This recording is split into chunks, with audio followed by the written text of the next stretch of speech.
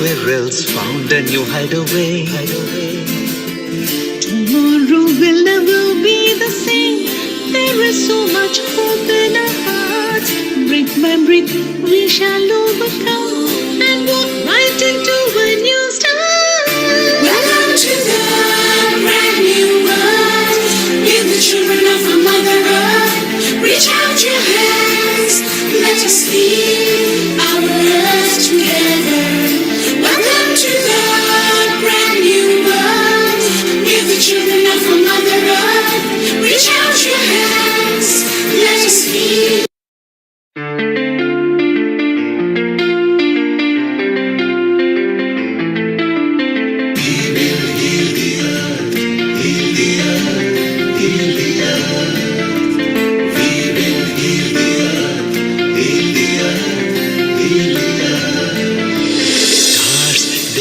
Stories which are brighter than yesterday. The streets have never been so quiet. The squirrels found a new hideaway. Tomorrow will never be the same. There is so much hope in our hearts. Brick by brick, we shall overcome and walk right into a new start. Welcome to the brand new world. Give the children of our Mother Earth. Reach out your hands. Let us lead our earth together. Welcome to the brand new world. Give the children of our Mother Earth. Reach out your hands. Let us lead.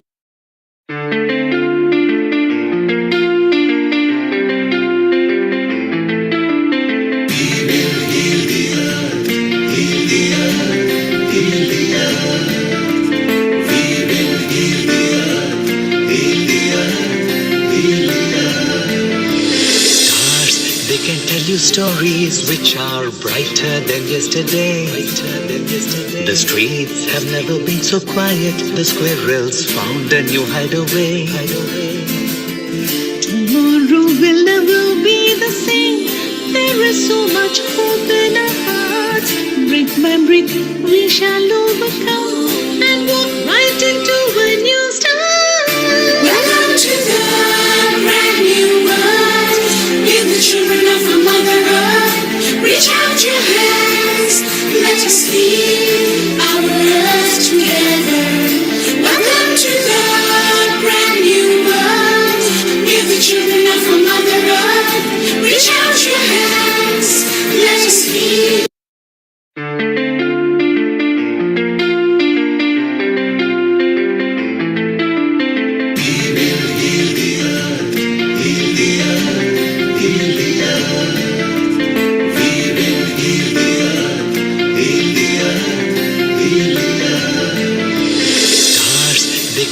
Stories which are brighter than yesterday.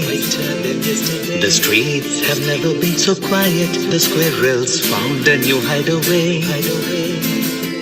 Tomorrow will never be the same. There is so much hope in our hearts. Brick by brick, we shall overcome and walk right into a new start. Welcome to the brand new world. Give the children of our Mother Earth. Reach out your hands. Let us lead our earth together. Welcome to the brand new world.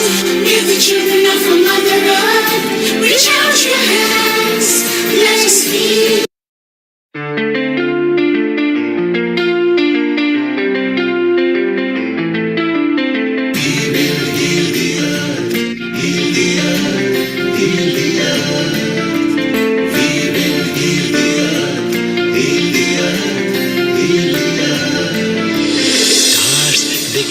Stories which are brighter than yesterday. The streets have never been so quiet. The squirrels found a new hideaway. Tomorrow will never be the same. There is so much hope in our hearts. Brick by brick, we shall overcome and walk right into a new start. Welcome to the brand new world. Give the children of our Mother Earth. Reach out your hands. leave our love together. Welcome to the brand new world. We're the children of our Mother Earth. Reach out your hands, let us lead.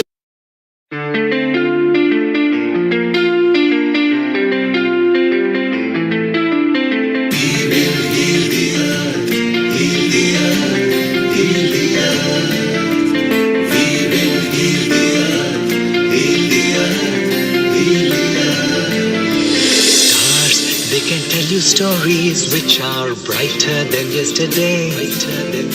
The streets have never been so quiet. The squirrels found a new hideaway.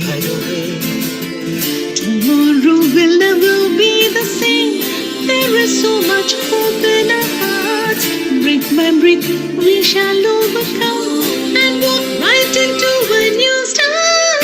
Welcome to the brand new world. We're the children of our Mother Earth. Reach out your hands, let us lead our earth together. Welcome to the brand new world. We're the children of our Mother Earth. Reach out your hands, let us lead.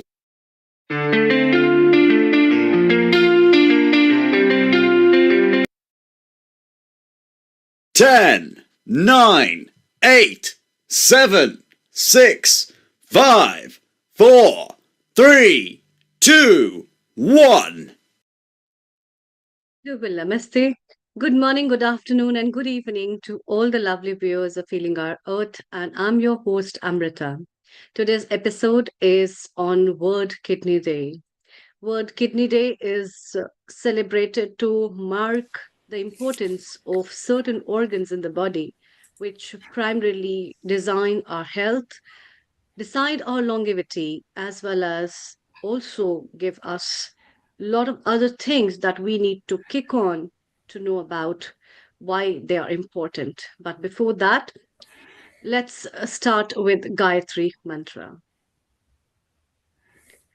Om Om Bhur Swaha Tatsaviturvarenyam Bhargo Devasya Dhimahi Dhiyo Yo Na Prachodaya Om Bhur Swaha Tatsaviturvarenyam Bhargo Devasya Dhimahi Dhiyo Yo Na Prachodaya Om Bhur Swaha Tatsaviturvarenyam Bhargo Devasya Dhimahi Dhiyo Yo Na Prachodaya Om Shanti Shanti Shanti.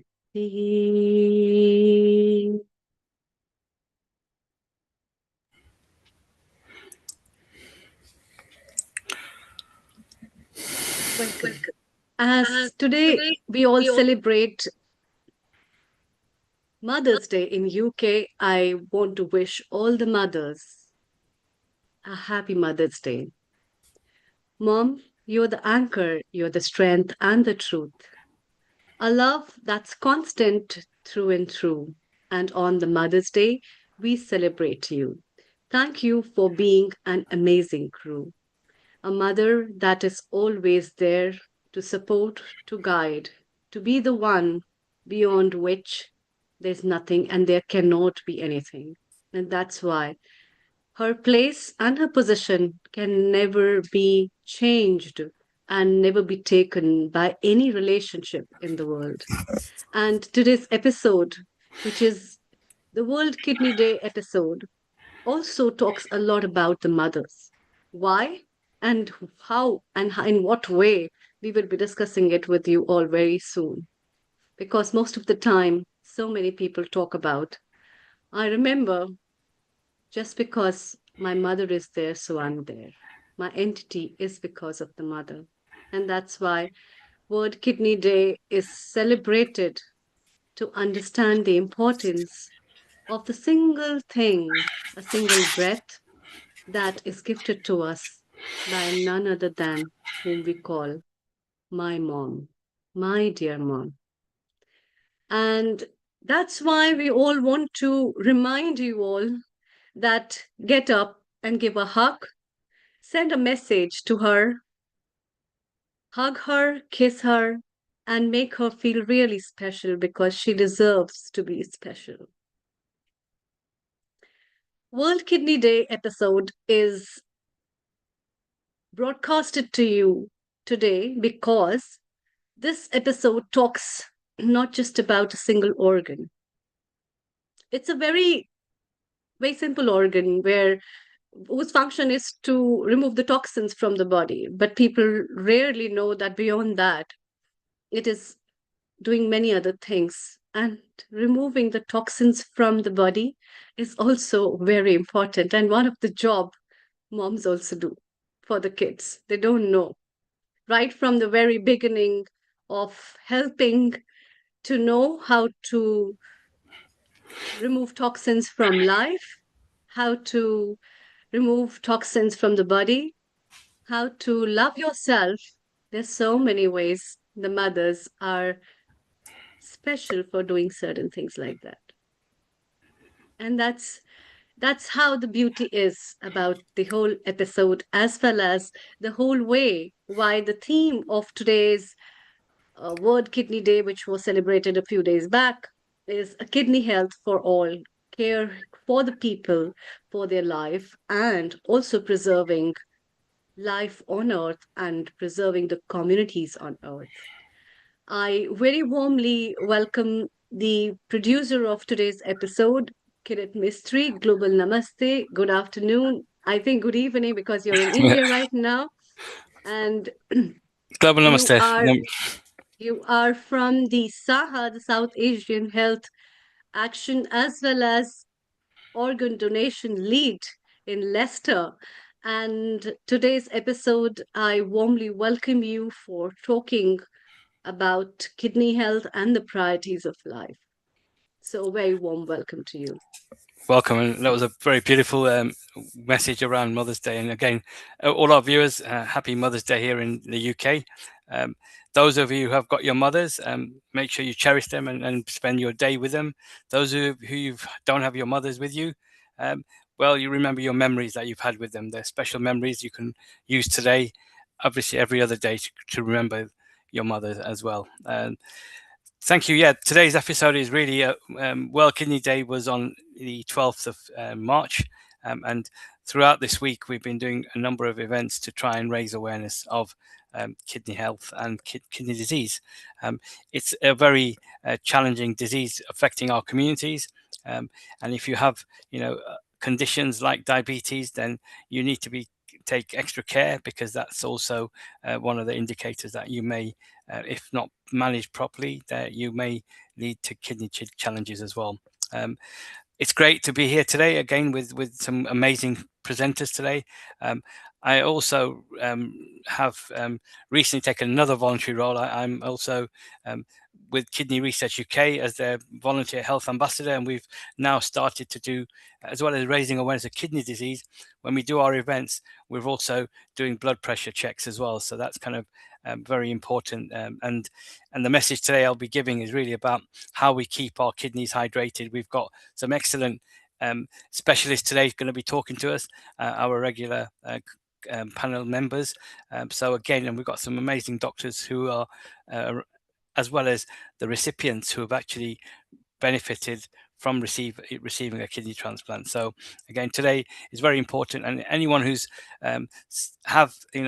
suffering or living with kidney challenges, or their families, supporting their families, you shouldn't suffer in silence. There is lots of support available through South Asian Health Action. We have our kidney patient support group, and we have a number of patient-led initiatives. So again, you can reach out to us, and also Kidney Research UK and a number of kidney charities here in the UK, National Kidney Federation, Kidney Care UK. They have a number of patient support groups as well. So again, anyone needing support, But most importantly, also that your local cities have kidney patient groups as well. So reach out to us and we'll certainly be happy to support you and signpost you where needed.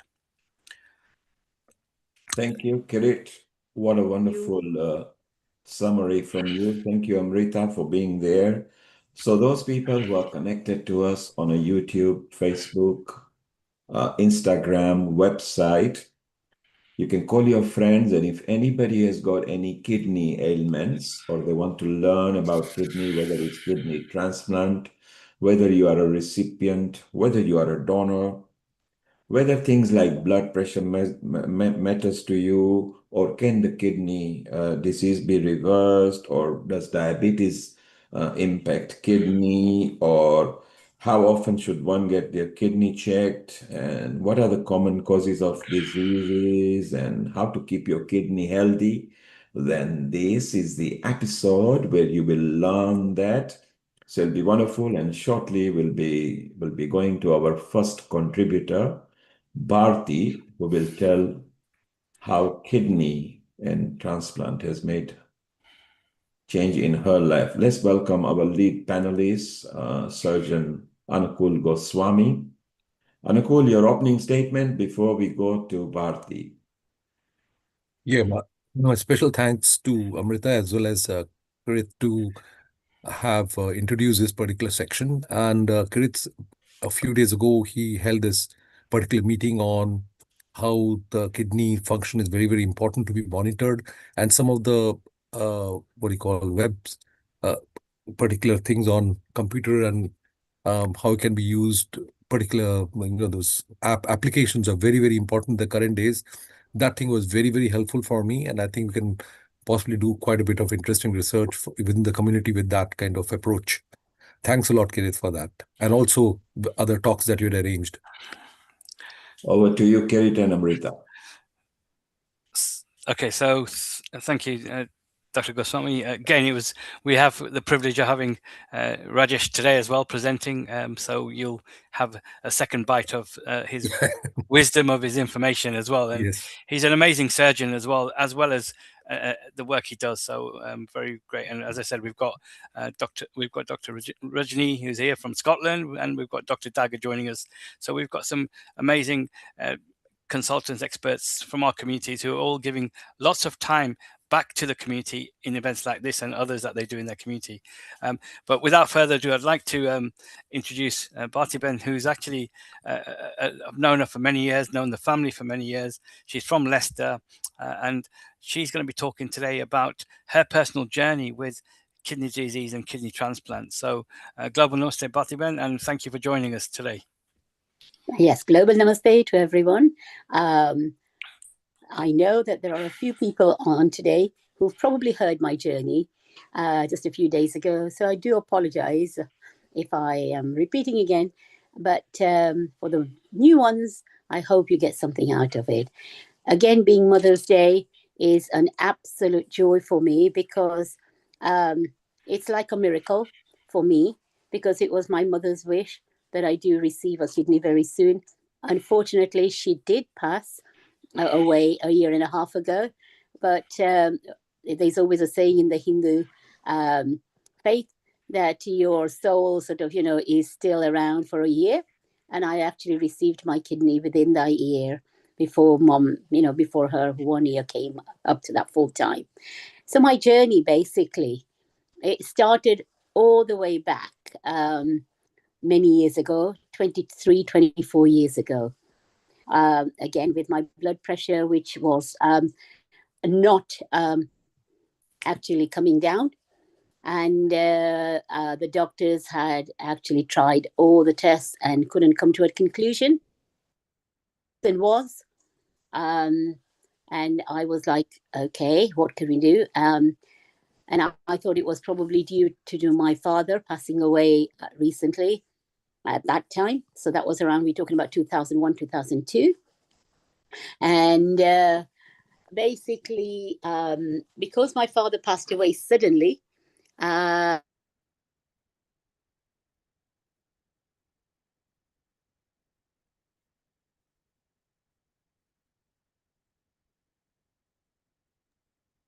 I think her internet is very low, Kirit. So Better. yeah, Bharti, your internet is very low. So if you could close all the other windows so that Okay. only you are using Zoom, then we will be able to share the bandwidth. Okay, let me just see if I can just do that. Thank you. Yes, switch off any other apps or anything you've got on, or if anybody else is using in the house, and go back landscape. So Kirit, Yeah. we remind that Bharti has been here before and she is a kidney recipient. So she is sharing her experience, how and what it feels like receiving a kidney organ. So as a recipient, she'll be sharing, which is again also very important. And one of the things that I mentioned, does blood pressure affect? Well, she has confirmed that blood pressure does matter. It is that gave her a signal, and she went on from there. So That's it's right. amazing. And Yes. later, Kirit, we are also going to have Hemali, who is also part of organ donation in India, where she will give some information about organ donation, receiving organ, donating organ. Bharti is back. Let us try Bharti. Bharti, do you read us? Over. I can hear you very clearly. Can you hear me now clearly? Yes, go ahead. Okay. So basically, as I was saying, that it was my father who passed away in 2001. And because he passed away so suddenly, they did a post-mortem on him. I'd forgotten everything about it. And all my tests were sort of coming up with negative, with no reason on why my blood pressure was high, because I was always have followed a good diet. My job wasn't stressful. I wasn't in any way stressed. They couldn't find anything else wrong with me. I wasn't suffering with diabetes. So it was like, what is it? What is the cause? The cause was not coming up. And as I said, there is obviously a mysterious creative power that always intervenes when they're supposed to help you. So I came across my father's postmortem papers. And I read in there that he had APKD, adult polycystic kidneys, so which none of us had actually known until he passed away, because he didn't need anything. He passed away at 69. So I actually took those papers with me to the hospital next time I had an appointment. And I showed that to the consultant, and he was like, oh, yes, now that could be a reason why your blood pressure is high. So they did further tests, and it confirmed that I had polycystic kidneys on both of them, and there was no cure, and I just had to manage it with blood pressure tablets and fitness, good healthy way of lifestyle, drinking plenty of water, which was quite easy for me because I love water. So anyway, that journey started and it carried on. But I was actually, there were lots of byproducts of this condition.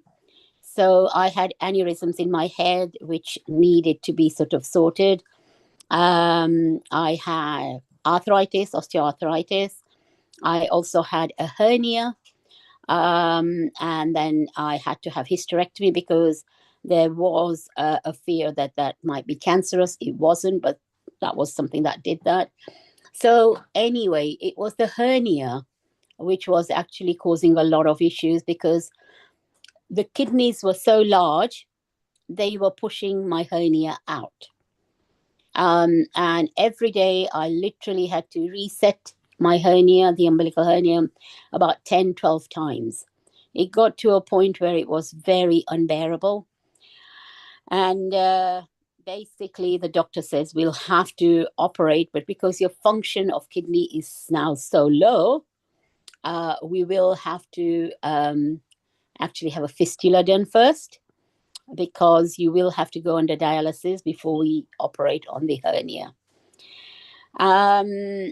I did have an episode about 3 years ago when the hernia became unbearable. and I was admitted again. For whatever reason, again, it settled somehow. But I was told if it becomes painful again, they'll just operate without planning, just immediate operation. But it was by this time we had overcome the COVID, and I thought, okay, I will have to have a fistula. So I actually had that, and then I went on dialysis in June 23, and then I had my hernia op that same year in October. And then, so I was going for dialysis 3 times a week, Monday, Wednesday, Friday. And you don't realize how precious your time is until you start losing 5 hours a day. And they couldn't give me, I had to have hemodialysis because I had already had a hernia op. So there was no other option. I was actually then called in last year in June to have a kidney transplant.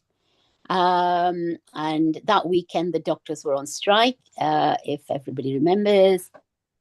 And I went in and I was told, you've tested positive with COVID, so we can't do the op. So I came back home. My sisters, who I live with, because as I said, mom has passed, they went away on the 1st of September, and I got a call on 4th of September 25 to say, we do have a kidney donor for you, come in. And basically I had my transplant. Then the real journey has started, because after the op, it was okay, I was taken in for about 8:30. I was out by 11:30, and I felt very well, no problems whatsoever. But then a couple of days later, the doctors realized that I needed blood transfusion because my blood count was so low. So I had transfusion twice. Otherwise, I was still very good and very fine. They have to remove the stent within the 6 weeks. And it was after this that I was left with an infection which did not want to budge. So the infection carried on, and it's played up with my kidney function going up, down. Mental state is probably the hardest sometimes to manage. Luckily, I am a very positive thinking person. But as I said before, sometimes people do not actually let you know what would happen after the kidney transplant. And sometimes I think it is better, because some people would probably start thinking about it too much and decide not to have it. And every single body actually operates in a very different way, even though we're all got the same sort of organs and same sort of makeup. The actual result, or the way your body behaves to an organ received, is going to be very different for every single person. And all I say is, having family, friends around you, having even the renal unit and all the doctors, nurses who are excellent here in UK. I cannot fault them in any way. The care is superb beyond anything. But as I say, it is a journey that is your own journey. And there are many, many tips, but one of the main ones is after a kidney organ received, is the intake of water. So important. And one of the things I have actually learned is drink as much water as possible during the daytime. And that really does help to flush everything out. There are other small things which are sometimes very personal. People think, is it really right? Not. But when you do go to the bathroom to urinate, because after dialysis, I wasn't obviously going. So this was one of the new things for my bladder, which I had to learn. It's still learning, because as you just think you have finished and you get up, you will still get a little leakage. So the doctors have sort of, they're so brilliant here. They will say to you, carry on sitting on the toilet seat, even when you feel you've finished. And no matter what, because we've already had that, please say good tips. So this is one of the good tips. Please, please, please, whether you feel you want to go or not go to the bathroom, try and make your journey every hour, because that will get your kidneys and your bladder to actually work and function in such a way that it will reunite itself on how it used to function before dialysis, if you were on dialysis. So those are some of the tips. I am still coming around that obviously I had a restricted diet when I was on dialysis. I don't have a restricted diet now, but I still be careful. And it's really important to have good protein, good water intake, good fitness levels, and thinking really, really positive. And as I say, I still think this is a miracle to actually have this session on Mother's Day, because I honestly feel our mother's blessing is on me for this to happen. And Kirit, I can't thank you enough for actually including me in this particular session and the last session, because it's given me the opportunity to share something that I'm carrying. And there is a lot of emotions, which sometimes I wasn't this emotional before the transplant. And this is something I'm dealing with. There are times when all the medication you have to take will make you a little aggressive, unsure of how you behave when people say things to you. And these are all the things that you learn. So this is where I am going to stop. But thank you for giving me the opportunity. No, Bharti, thank you, because it's your experiences, and you're the positive role model that people going through their journey really want to hear from, and we are just a vehicle to try and make things happen and get the awareness out. But it's really important that you share your personal story, and that's the real importance. I know just one more thing I forgot I mentioned, sure. And that was early this year, we actually traveled to India with my mother's ashes. At the main Kumbh Mela, I was still on dialysis. Sorry, not this time, the last one. And I was still on dialysis. And this is where I actually want to thank all the doctors in India as well, because they were excellent when I actually had dialysis. I have found it sometimes more difficult to get it here at different places in UK. But in India, I was traveling everywhere. So I traveled to Ayodhya, Porbandar, Prayag, Agra, and all of those places. In all of those places, I was able to get dialysis very easily. And I've traveled with my mom's ashes, so she was there with me all the time. And this is what I'm saying, that when you have something that you can actually hold on to, and the blessings are there, Kirit, it really, really does work. So the doctors, wherever in the world, you are doing a fabulous, fantastic job. But there needs to be so much more awareness, because the kidney disease is so much on the rise, especially for the younger generations. And I, for one, definitely would like to participate in something where I can create this awareness as well. Thank you. Sorry, Kirit. No, thank you. And it's great to have Rajesh here with us. Obviously, although his presentation is not going to be touching on protecting your health and kidney health, but I think one of the kind of key messages that you've highlighted, Rajesh, how could one obviously keep good kidneys is kind of what our viewers wanting to kind of hear from as well. And what would be your kind of, I know Bharti mentioned in terms of water, fluid, and keeping your kidneys hydrated. What are the other key messages that you would say to keep good, healthy kidneys? Yeah, I mean, firstly, happy Mother's Day to everyone in the call and people at home. And to answer your question, Kirit, I think it's really firstly the self-awareness, that, and I think Pratibha touched upon the fact that she didn't know about her father's issues. So, which means we need to start discussing with our family. When we have a health issue, I think that's the key starting point. I mean, when we talk about organ donation, we talk about talking about death with the loved ones and sharing our decisions.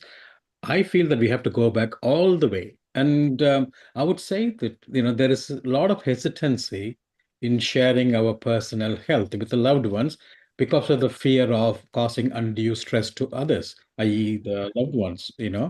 But I think that's the one thing I would say that will help to start the conversation. And the second thing is really the reason my talk goes on to digital technology is that how can the information be shared across? Because, people come to my clinic, we have a conversation, and that's it. What does the family know? So the reason I went from basic science academic surgeon to digital academia is really look at how we can break that cycle. I mean, some of the technologies which I'll talk about, and I spoke a few days ago, following a kind invitation, is really for me to change that narrative where why should the patient, in addition to struggling from their health, has to remember every part of the conversation? Why should they need to be remembering about every aspect of their medical care? Why should they need to be the one following all the things? So that literally led me to transform to digital technology and research in this space. Yeah. So for me, really, one key message would be that please share with the loved ones without the fear of stress, adding stress to them, because they are resilient. Oops. Okay, so without further ado, I'd like to certainly Global Namaste, Rajesh. I want to do it properly. So Global Namaste, welcome to Healing Our Earth for this special episode on World Kidney Day. And clearly you're an amazing, outstanding surgeon. You've done lots of transplants in your time. Glad to also have you as part of our Rotary E-Club for Organ Donation UK, and also really the work you'll be sharing today in terms of digital, as you mentioned. And again, we need to kind of get patients to become better digitally savvy as well in terms of because that's a game changer and a life changer as well. So I'm going to let you. Rajesh is also from he's a transplant surgeon, but he's also performed the first to my knowledge, the first living kidney transplant on TV. So again, without further ado, I'll let you carry on, and thank you for joining us today and taking time. Thank you. Thank you. Firstly, a pleasure, and Kirit, again, thank you for inviting me to join you all in this conversation. And I'm listening to Pratibha second time. And the one thing it always reminds me is that I think one of the surgeons long time ago said, which I think every doctor in here, everybody will say, which is that I think it's true. The transplant surgeons, we give life to patients. We save patients by giving them an organ. But actually, it's the patients gives the meaning to what we do. And I think it's the power of the patients recovering better and enjoying a life, what was expressed, that gives us strength to move on to do more. So I think for me, really, that it's actually the patients gives us the enthusiasm and the strive to proceed in this space. So here, I'm going to talk about clinical entrepreneurship. The reason really why I'm going to focus on, I even requested Kirit to talk about is really to see how we can take control of our well-being. What are the solutions available? Or how can we, whether you're a patient or a family member or a clinician, how you can be involved in designing technology solutions which can help ourselves and others as well. So Rajesh, if you can hear me, yep. You are sharing the screen with your desktop. We can't see your presentation. If you could kick your presentation in, please. Okay, let me see. I'm going to put it on the full screen mode. We are seeing your complete desktop, everything you've got on there. So if you could either stop it and either bring your presentation, so we are all together with it, because this is going to be very useful for people. Thank you. So if you stop screen share, then start again. Make sure that on your computer, the presentation... let me start again. I'll stop and then I'll screen again, yeah. So for those people listening to us, Rajesh is a top-class renal consultant. Yes, 1954. Is that your first slide? See the screen? Yes. Yeah, we got 1954 and And who has come Can second people see the 1948? image on the screen? Yes, we can. We can see you, yes. Okay. And screen. Okay, let me stop. Thank you. Yeah, thanks for pointing it out. Yeah.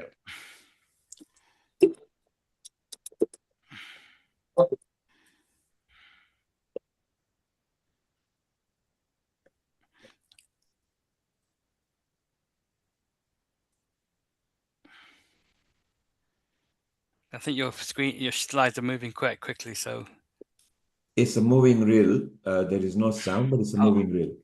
Yep. And we are on to 1980, 83. We are looking at the progress, how Yep. the digital healthcare has come. Rajesh, you can even talk about it because since there is no sound, you can tell us. Yes, my name is Bill. I'm the evaluation of healthcare industry.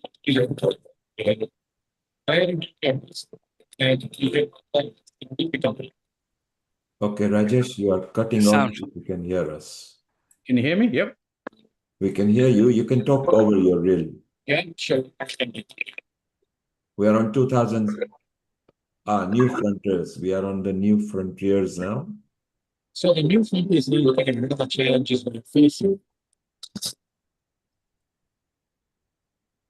Healthcare issue, the challenges, all these things are what we are facing in the new frontiers.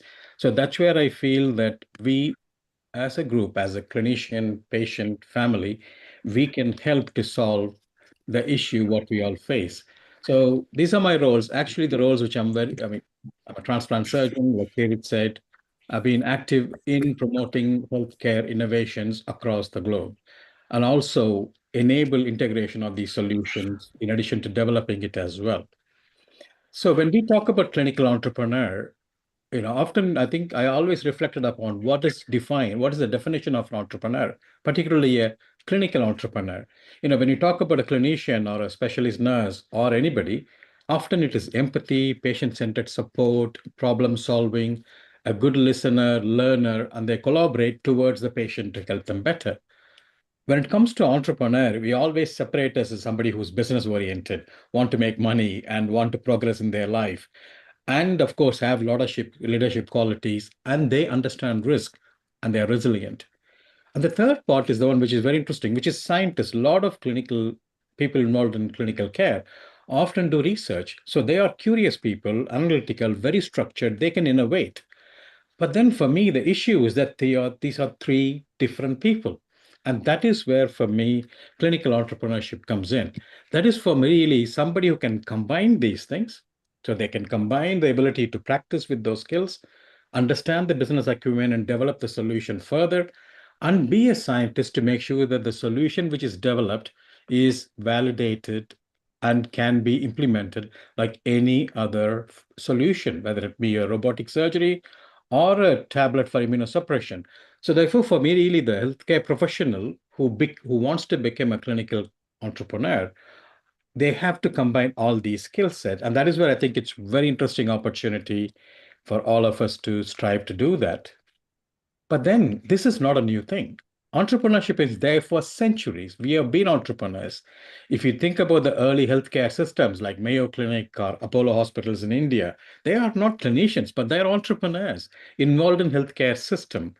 Then, of course, in 40s and 60s, there were a lot of technologies came in, mainly hardware technologies, where if you look at it, there's a graft called GORE, which a lot of patients on dialysis would know. That is decided by a surgeon who decided to do that. So therefore, really, out of the necessity, what he sees with this patient, he developed it as is, if you go back in time, vaccine development, Marie Curie, all these people were involved. But that was the time where they were doing a lot of innovations with regards to medical devices. After 60s, the biotechnology comes in. A lot of the medications were developed, but here it is a combination of scientist and then a clinician combining together. So again, it is not the single individual, it's people combining together and having their own companies. And some of the companies are now, they are unicorns in the global space. After 90s, digital health came into space. And this is where I think physicians really started understanding the role of clinical entrepreneurship. And I think it was early on physicians, but I can guarantee you there are equal number of nursing colleagues and physiotherapists. If you look at the landscape in India, where I'm very familiar with this space, and in UK and Europe, I would say that clinicians take a bit more, sort of a few percentages ahead, but the nursing colleagues and everybody is in this space competing, and digital health facilitates that one. And since 2020, with AI and precision medicine, we actually lead. And here is the point where I would want this to be converted to clinician and patient led. That is one of my goals for the year and the coming years, where I want patients to be part of this journey. I want the patients to be leading this journey. And at this point, I thought, why don't I share some of my journey, some parts of my journey, and also share with you some real world examples to assure you that it doesn't have to be a curiosity or an opportunity or it's something you want to wish.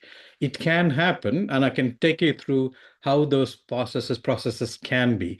But the talks simply revolves around the fact that the purpose of the whole innovations and all these things are to focus on how we can advance patient care, how we can personalize the patient care, how we can give the autonomy to patients more in managing their difficulties and have their families and the loved ones with them without the constraints of distance, language, various other limitations what we all have.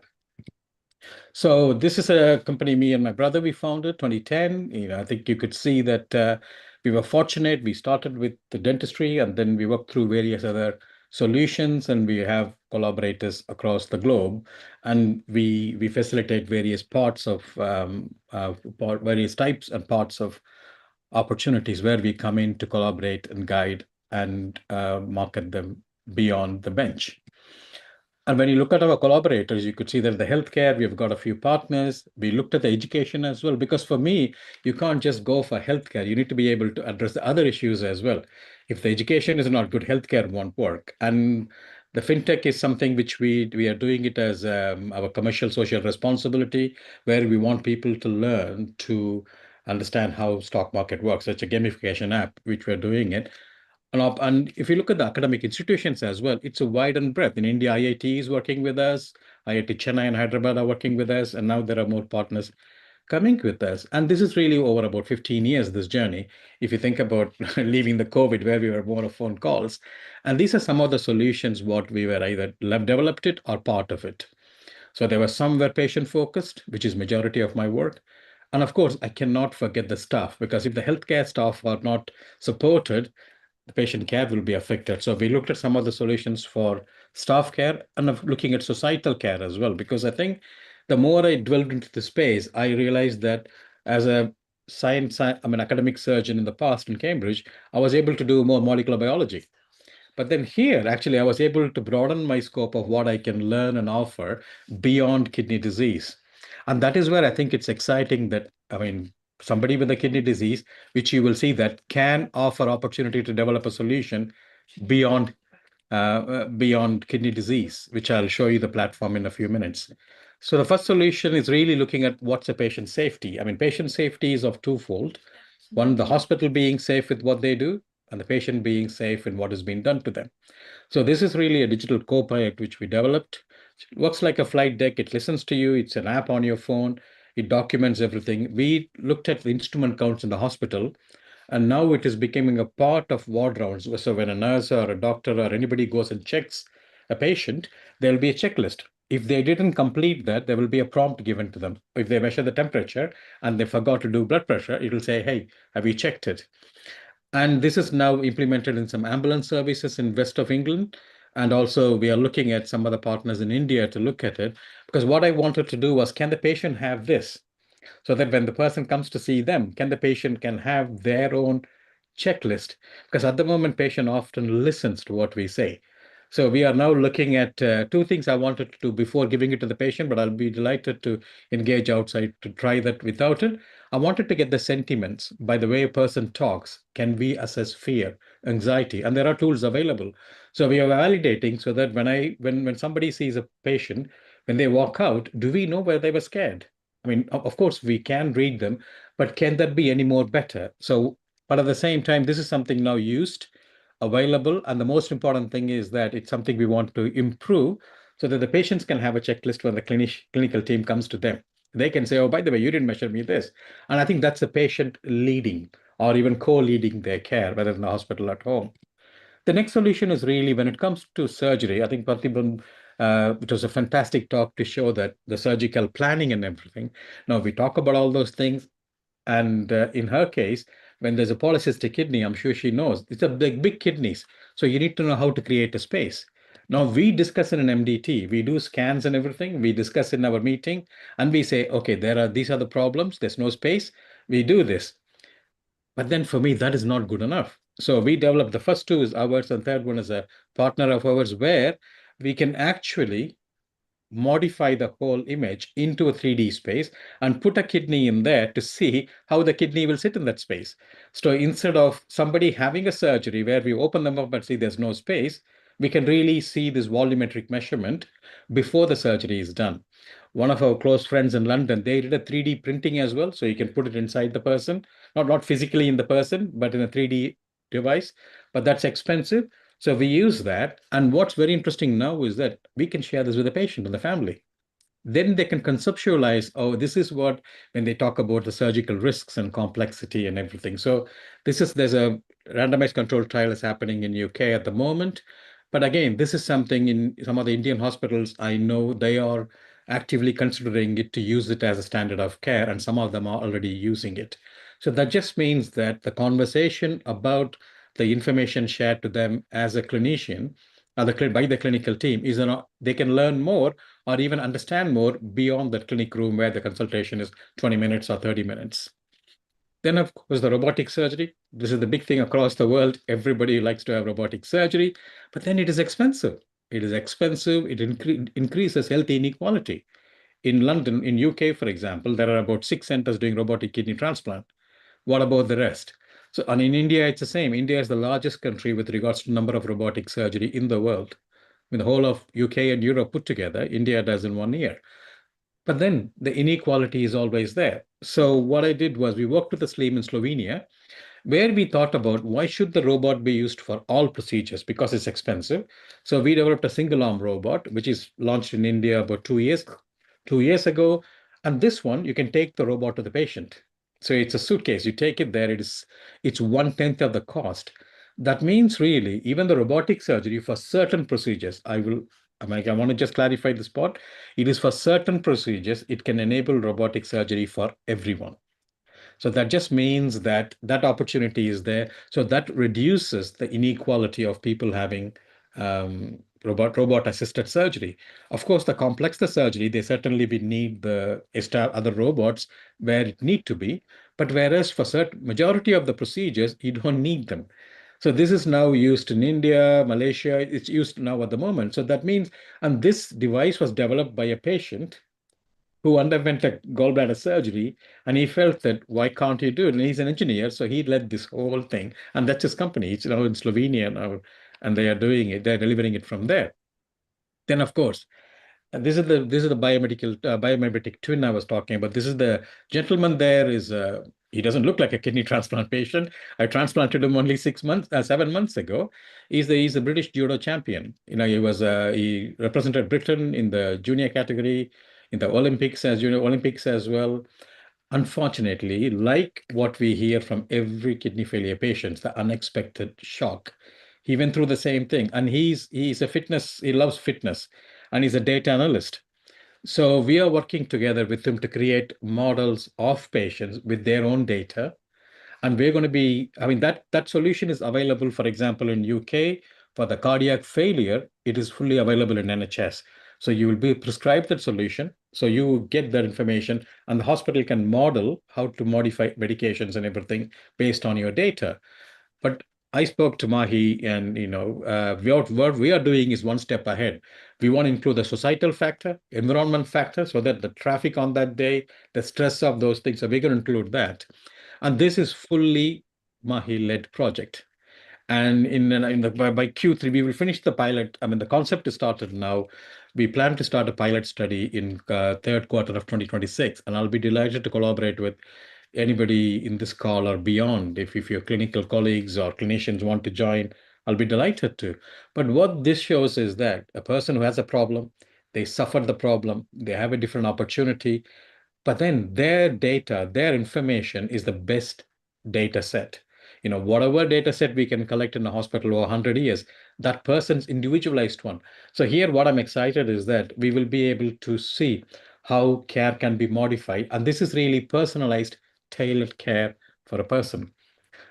And the last of technology is really something which I think it's now established care where you can scan your solutions, scan your tablets. So there's a data collection comes in, which means when a patient takes the medications, hospital will know they took the medication. So this is something now established at the moment at the operational level to improve the efficiency of procurement in the hospital for medications and devices. We are going to do a small study where patients can, every time they take a medicine, they scan it so they know that they took the medicine instead of remembering it. So that just means that for them, the app is on your phone. So you scan it, the data is yours, you don't share with anyone else, but that's what it offers. So hopefully that gives you an idea of some of those opportunities, what is available. And I'm going to wrap up my talk with just covering on few things about the key issues and things to consider. When you talk about all these solutions, does people trust? You can see this survey done in 2025, which shows that countries like India, Brazil, China, they are way ahead with regards to people willing to trust and accept solution. And I think that it's a very interesting dilemma. Often people underestimate people's ability of certain parts of the world, thinking, oh, they won't be more ready for it. So when you look at AI preparedness, India and China are way ahead of West. So with regards to preparedness, maybe the chips can be produced in some other country better, but the patients or people who want to use it are there. Then, of course, people are happy to use it at work as well. So it's not just for their life, for work as well. But what's interesting is this image. When people were asked, what would you trust the most? Where was it developed? Is it developed by a company, technology company? You could see it's lesser. Whereas if it's developed in a national university, the trust is the most. That is where I think the clinical entrepreneurship is so important, because when it comes from a provider who also provides the healthcare, although they are partnered with industry partner, that being developed there in an environment where the people are aware of what the challenges are, the trust is significantly more. And that will reflect when you hear the stories about a lot of innovations never really crossed beyond certain boundaries, is because it comes from a company. So therefore, the trust is not there. But then what's the trend at the moment? I mean, the graph on your right is that it just shows, regardless of the labor, the cost is going up. But if you look at the innovations hubs across the world, regardless of which region you are, there are countries increasingly having innovation hubs. This is really to accelerate people who are interested and give them a framework. India has got some few phenomenal funding projects, which one of our collaborators got a grant as well. And these are all to accelerate their efforts. But then the trend is changing. If you look at early 2000, electronic documentation was a big thing. Then it was regenerative medicine. Then it was telemedicine, and then robotic surgery. Then it comes to the mixed reality, what we told about. So even the market is moving as well. So which means when it comes to designing a solution or thinking about designing a solution, it's extremely important that we are aware of the trend. Because if a solution is developed, which was needed in 2001, that might not be relevant at this point in time. It may be useful, but not relevant. Then, of course, I'm just going to share a quick study we did with 125 people, nearly 540 people, and 96% of them said they want to have entrepreneurship. Now, the reason I put this up is because future colleagues, healthcare professionals or beyond, they want to have an alternative career. So we can't hide away from the fact that they will be 100% to one type of career. They want to have an alternate career as well for various reasons, which I think many of us can extrapolate. But then when you ask them the details, often they say they want to do it because of passion, commitment. They want to accept the challenge and deal with it. So they're not doing it. I mean, if you look at the money, it's not there at all. They want to deal with the problems, but at the same time, they want to have an alternate option in addition to their primary career, maybe an engineer or a clinician or a nurse. Then when you ask them what time, they say time is never matters. Undergrad, postgrad, any time. So that means really, I expect there's a shift in the society in looking at how people want to have a professional career. Then you ask them in the healthcare where it is, you could see that they're always talking about diagnostics. But then most of them want everything, outpatient, inpatient, patient information. So when anybody is thinking of a solution, they can really look at every problem what they face and see how I can solve it. And it's really the tips of how it can be solved. And the other graph just shows that how important it is to understand the problem and having a patient with you in deciding it. And the last two are just to show you that this is really having a mentorship early on is extremely important when it comes to doing it. And this is a wonderful survey. They're all under 25s. And it's exciting for me that we need to offer a framework for these colleagues where they can pursue that with confidence. And this is where I coined this, my 5S approach. It's basically when you have a question, start studying it. Don't just jump on it. Take a bit of time to start studying, understand the importance of it, get more insight. If you're not a patient, talk to patients, get them on board with you. Then have mentorship. Now with online, I mentor students in IIT, and we have a call once every 2 weeks, and we look at their progress. Their professors are on board. And the same with us in another team. And one of our team is doing it with in Stanford. We are doing it. So therefore, really, the distance doesn't matter anymore. And of course, have that business acumen. If you're not, have somebody with you who can really make that plan real and scalable. Because often that is the worst, where you work hard, you do everything, but it's not a scalable solution, means it fails. Then finally, remember a way to sustain them, because if a solution is not sustainable, it's not a solution which is going to stay. So therefore, really, this is a quick tip for how people can think about if they want to pursue a career in this space. And final things are that I don't see a defined trait for these things. I mean, you don't need to be Elon Musk or anybody to do that. It's just somebody who is interested in trying to look at the problems around us. And I run MedTech conferences. I attend MedTech conferences in India. I'm going to be there in June, May, end of May, hopefully, with the situation in Middle East. Joining those events it opens up that connecting opportunity. But the key suggestion I have to everybody is that we just need to have a balance. We can't just struggle with one or another. There has to be a balanced approach. And for the institution, this is really a plea for charities and everybody, is that we need to start recognizing these opportunities rather than putting them down. Often it used to be that in healthcare space, particularly surgery, if you want to leave surgery, oh, he's not good at it. That's why he's looking at an alternate thing. So I think that kind of stigma need to go away, because I think the future generation want to have a career which is different. It is necessary that they have a career differently to accelerate these innovations to deliver what our patients needs and the society needs. So really, to conclude, I never conclude. For me, future is really what we need to think about. I mean, for me, clinical entrepreneurs are key for transformation. I think hopefully this talk shows you that the trust is essential. Trust is important when you include people.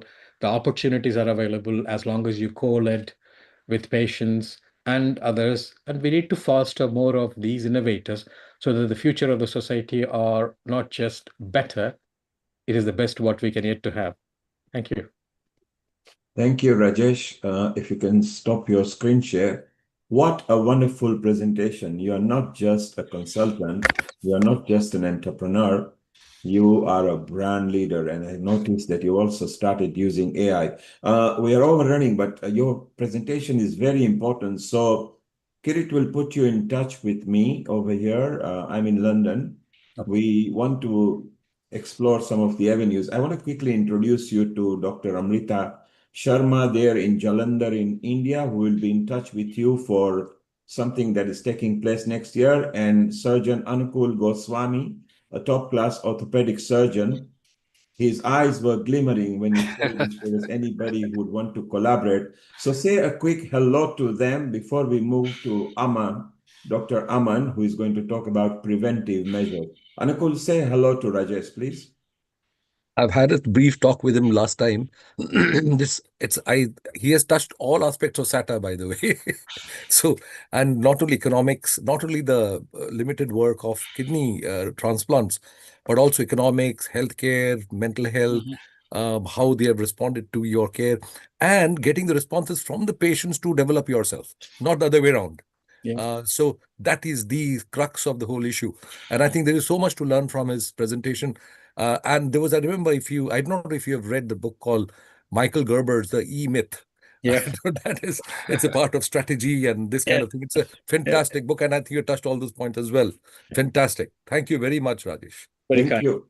Thank you, Anukul. Rajesh, Yeah. even if today, if after 5:15, if you are free, because we got open session where Sure. we can discuss further, if you could sign back in again, say Yeah. hello to Amrita. Kirit, what we should do with Rajesh, with all the big organization like ISKCON, Art of Living, Brahma Kumaris, BAPS Swaminarayan, later maybe in the summer, if we can get Rajesh meeting the top trustees, I will arrange that. Let's bring in, because Rajesh has got a methodology, presentation, entrepreneurship, and being a clinical expert himself, he has brought that medical tourism, what we are exploring, into limelight in a current time. So Rajesh will meet up. Sure. Kirit will keep in touch with you. Amrita, you were obviously impressed, and you want Rajesh in one of your organizations where you are setting up for next year, which is SATA with Dr. Anukul Goswami here. Your comments on him before we move to Aman. Thank you, Neil Kumar. Thank you, Dr. Rajesh. It was really a wonderful presentation, and I think this presentation needs to be shared with masses because that's the need of an hour as well. And I would say an add-on, not only just in the medical conventional health system, but in traditional health system, it's a very big need of our. And also certain key points where I could see Dr. Anukulji smiling, and I couldn't resist smiling on that because you really hit the nail to talk about very key aspects which we keep discussing about. It's a very best wishes from all of us, and I think the future endeavor of taking these things together would work up really well on many spheres and many bandwidths as well. Thank you, Yeah, Dr. Amrita. Anukul. Kirit? I have a small question. I've got a small comment and a special thanks to Bharati Acharya ji in particular. But more importantly, I think there is one aspect which is missing in her case, that she is still remaining to be a bit emotional. And that aspect is something that we need to take into account while managing these Yeah. patients, because many of them go through huge amount of psychological issues. And that is one of the things that I face in my back pain management. And that's something that I think we need to take care of her. Yeah, there's a I don't lot know of how we're things, going to do it. Dr. Anukulji will talk about it Yeah. Yes. because Yeah. interoception is a very big part, having a kidney transplantation, and we'll be talking a lot about it in Thank you, our Bob. Fantastic. chat session. Thank you, But Bob. Bharti is still here, and she will be here at the tail end as well, so we can discuss that. Kirit, well done. Once again, you bring so many important people who matter, not just to give information, the people who can drive information, collate information. Here was an expert from an entrepreneurial with his brother, what he set up. Rajesh, we are very proud of you. I love your presentation. So if you could, Kirit will give you my contact details and everything. If you could share that, and we'll loop up with Anukul, Amrita, and other people who are important at Healing Our Earth. So Kirit, wonderful. Your last comment on Rajesh, and before we go to India to Aman. I think Rajesh's presentation was excellent, but also it shows that how far India are really progressing in this.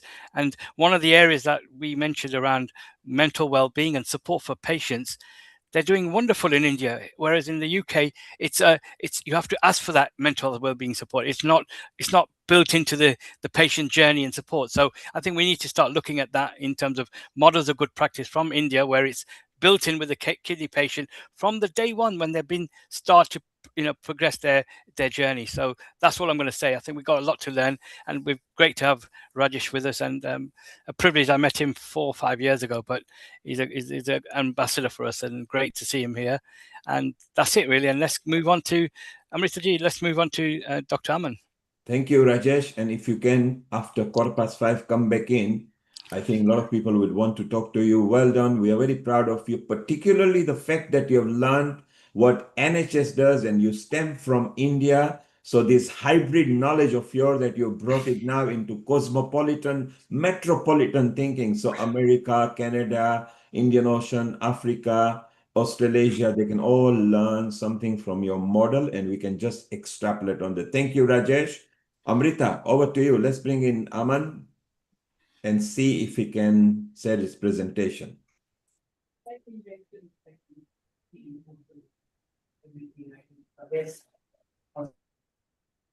Aman, are you there? You haven't got your video. Yeah, hi, I'm there. Yeah, Let you me are see a if I co-host. can- Go ahead and share your presentation, please. Yeah. So over the next 5-7 minutes, we'll talk to Aman and then we'll go to Hemali, who is going to give different light to us, particularly Yeah. organ transplant as Dr. well. Aman, can you Yeah, switch on your video? Is it Unfortunately, I'm possible? not able to. Yeah. No, it's not happening, unfortunately. It's simple. If you go on your left, No, I know exactly. I taskbar, know how to be done, but there's some glitches in the system which are not allowing me to switch on the video and share the Dr. screen as well. Aman is a Yeah. senior consultant and assistant professor in urology and program director of kidney transplant at Amrita Hospital. Amrita is the largest private hospitals in India with a capacity of 2,600 beds and a world-class infrastructure, research center, and a medical college. Dr. Aman's area of interest include kidney transplant, andrology, and endourology, with experience of more than 1,200 kidney transplants and more than 10,000 surgeries performed so far. He has published 12 publications, delivered more than 100 lectures, mentored 2 residents every year in urology and transplant, co-authored 3 books, worked in India, Tanzania, Uzbekistan, and Kenya, a multilinguistics who speaks 5 Indian languages, runs an NGO to support girl child, and also loves playing saxophone. So it's really good that we have you today, and you'll be talking on prevention first, building kidney resilient communities while safeguarding the environment.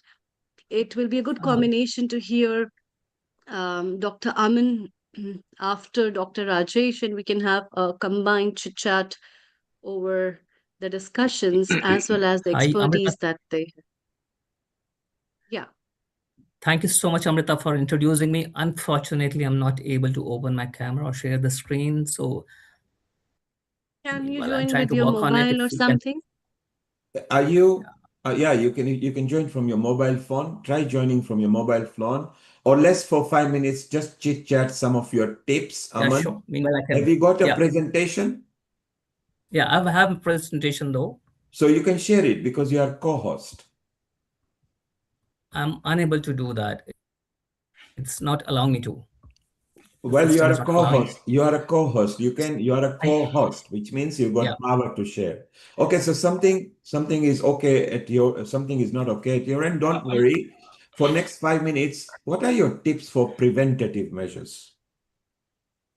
Okay. See, if we talk about prevention, that the first we have to see that main causes of kidney failure in the society.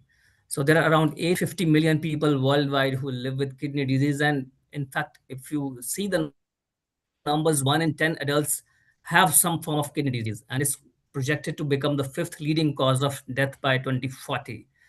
Unfortunately, most are unaware until it's too late. The major drivers are diabetes being the biggest cause, India being the world capital, followed by hypertension, the aging itself, and the lesser known fact that environmental exposure is also important. If you see the kidney disease burden in India, estimated chronic kidney disease prevalence is 10 to 17% among adults, and more than 200,000 patients reach end-stage renal disease annually in the country itself. The diabetes being responsible for nearly 35 to 40% of chronic kidney disease cases. And unfortunately, in spite of so much progress, there's still a large gap in early screening and diagnosis. Now, So what that's is the hidden amazing. link? Yeah. Aman, your points and tips will be very useful. Yeah. We can go to the next contributor, and over the Sure. next 10-15 minutes, if you got anybody's mobile Sure. phone, Meanwhile, I'll try to work on that. yeah, you Yeah. try to go on a mobile or something, and we'll take you back And after then we work on 10-15 that. minutes, okay? Or That's you right. can, Yeah. or Dr. Aman, you can share your presentation with Amrita ji, and we can then try I that can way do as that. well. It will not Okay. work, Kirit, Oh, because we will have okay. to Okay. go. So, Okay. Aman, try after 10-15 minutes, try to join Sure. from different instrument, okay? I'll do that. Let me do that. Yeah. Brilliant. So meanwhile, Amrita, because I think his points will be very useful. It's an alternative way of giving people tips, and we can actually also learn. So Aman can try to join back again. We got Hemali here, Kirit, very useful contributor. She will be giving a different and shed different light. Kirit, go ahead and introduce Hemali in India. Kindly unmute. Yeah. Sorry, Global Namaste, Himali Ben. Thank you for joining us. It's a privilege to have you. And also, we've connected through the Rotary Club of Organ Donation. And currently, Himali Ben is the president for the Rotary Club of Organ Donation and a recipient as well of a kidney transplant. And most importantly, a background is also, correct me, from nutrition and that area as well. So we've got a really great person here, and we'll be continue to do some work. So Himali Ben is going to talk to us about a particular project that is changing people's lives. So thank you. Thank you, Kirit bhai. I'm just going to share my presentation.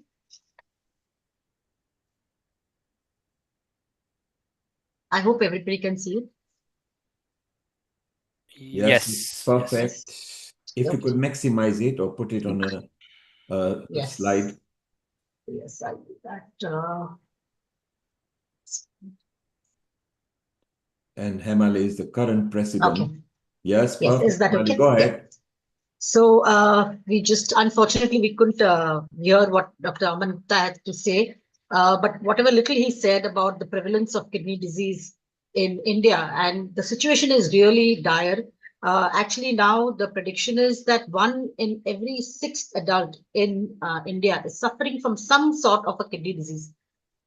Compounded that with the fact that there are so many patients in India who cannot afford treatment because of monetary constraints and financial constraints. So though they have a kidney disease, though they're willing to undergo treatment, because we don't have a sound public healthcare system, they are not unable to go through the expensive treatment that a kidney disease demands, especially when it comes to transplant. So we at the Rotary Club of Organ Donation, we are a cause-based club. Cause-based is that we focus entirely on organ donation, and not just organ donation, but also organ health and prevention of organ failure. And we do this through education, awareness, advocacy, and philanthropy. Yes, we do a lot of advocacy also. We talk to stakeholders, to government agencies to change the policies in India regarding organ donation and transplantation, right up to the central ministers. So we at Rotary Club of Organ Donation, we undertook a project which is called as the Lift Up Project. And this comes under the purview of Rotary's Global Grant. So just to give a background to people who didn't hear my talk a few days back about what is a Global Grant. So as we all know, Rotary International is the biggest non-profit organization in the world, spread over almost 140 countries.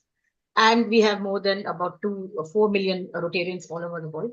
And basically, a global grant is a very high impact funding program of the Rotary Foundation, which supports large scale and sustainable international projects. And these grants usually range from $30,000 to up to $400,000, and they focus on 7 key areas, which include peace, health, education, environment. And you have to have that project which will show some kind of a measurable community driven impact, in the sense that when you finish the project, it has to have impact on society that can be easily seen or that can be measured. Now, our Lift Up project, it is very unique in the sense this was the first project in the history of Rotary to have received a global grant. So far, our club has done 2 Lift Up projects, the original Lift Up and the Lift Up 2.0. And the first Lift Up, I'll just come to that, how much we have raised for that first Lift Up and the second. But both the projects total, we have raised more than $100,000, and we have about 300 beneficiaries. We have 13 beneficiaries who will be benefiting from both these projects. So what was the trigger that made us go through this?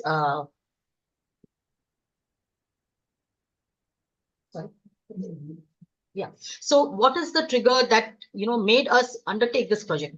So this is the story of Kamini. Now, Kamini was a 21-year-old girl from a small town called Dahod in central Gujarat. and she was suffering from liver cirrhosis, non-alcoholic liver cirrhosis. Our charter president of our club, his name is Rotarian Anil Shrivas. Basically, he is doing a lot of pioneering work in organ donation awareness throughout the world. He drives around the world. He has so far visited 79 countries, spreading the message of organ donation. He also participates in World Transplant Games.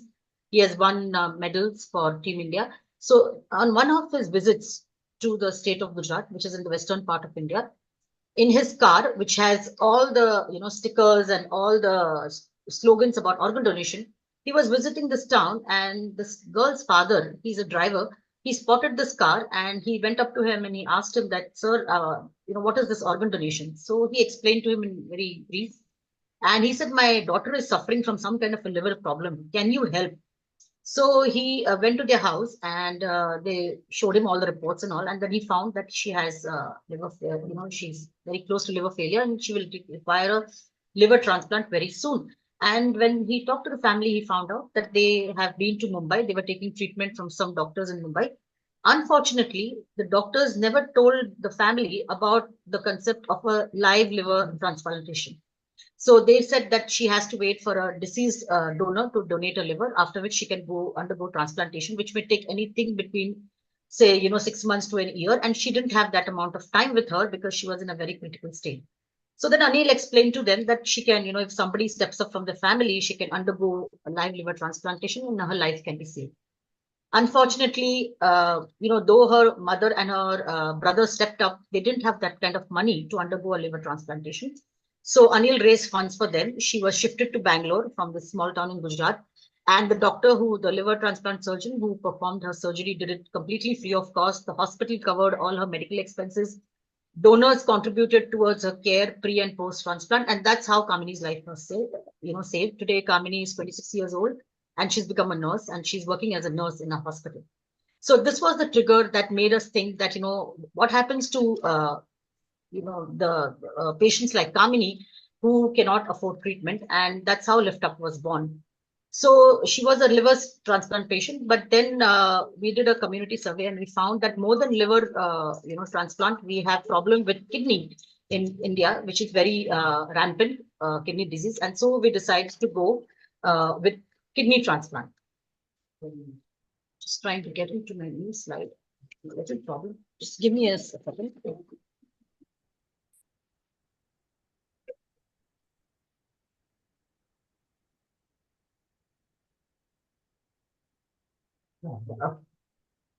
So when we decided to go with kidney transplants, this is the kind of a community survey we did just to find out if this project is going to be viable, or all the efforts that we are going to put in to raise funds is going to work for us. So we did a formal community needs survey to find out what is the incidence of kidney disease in India, and for that, we interviewed more than about 200 patients, and we found from marginalized communities and also patients from lower income groups to find out what is their perception of treatment for kidney disease and how they tackle this problem when they are faced with it. So not only the patients, but their family. So we found out that out of the patients, that total patients were interviewed, 46% of the patients, they declined kidney transplant, though they knew that it would save their life, because they didn't have the means to undergo the transplant. They didn't have the financial means. So that was one debilitating problem that they faced.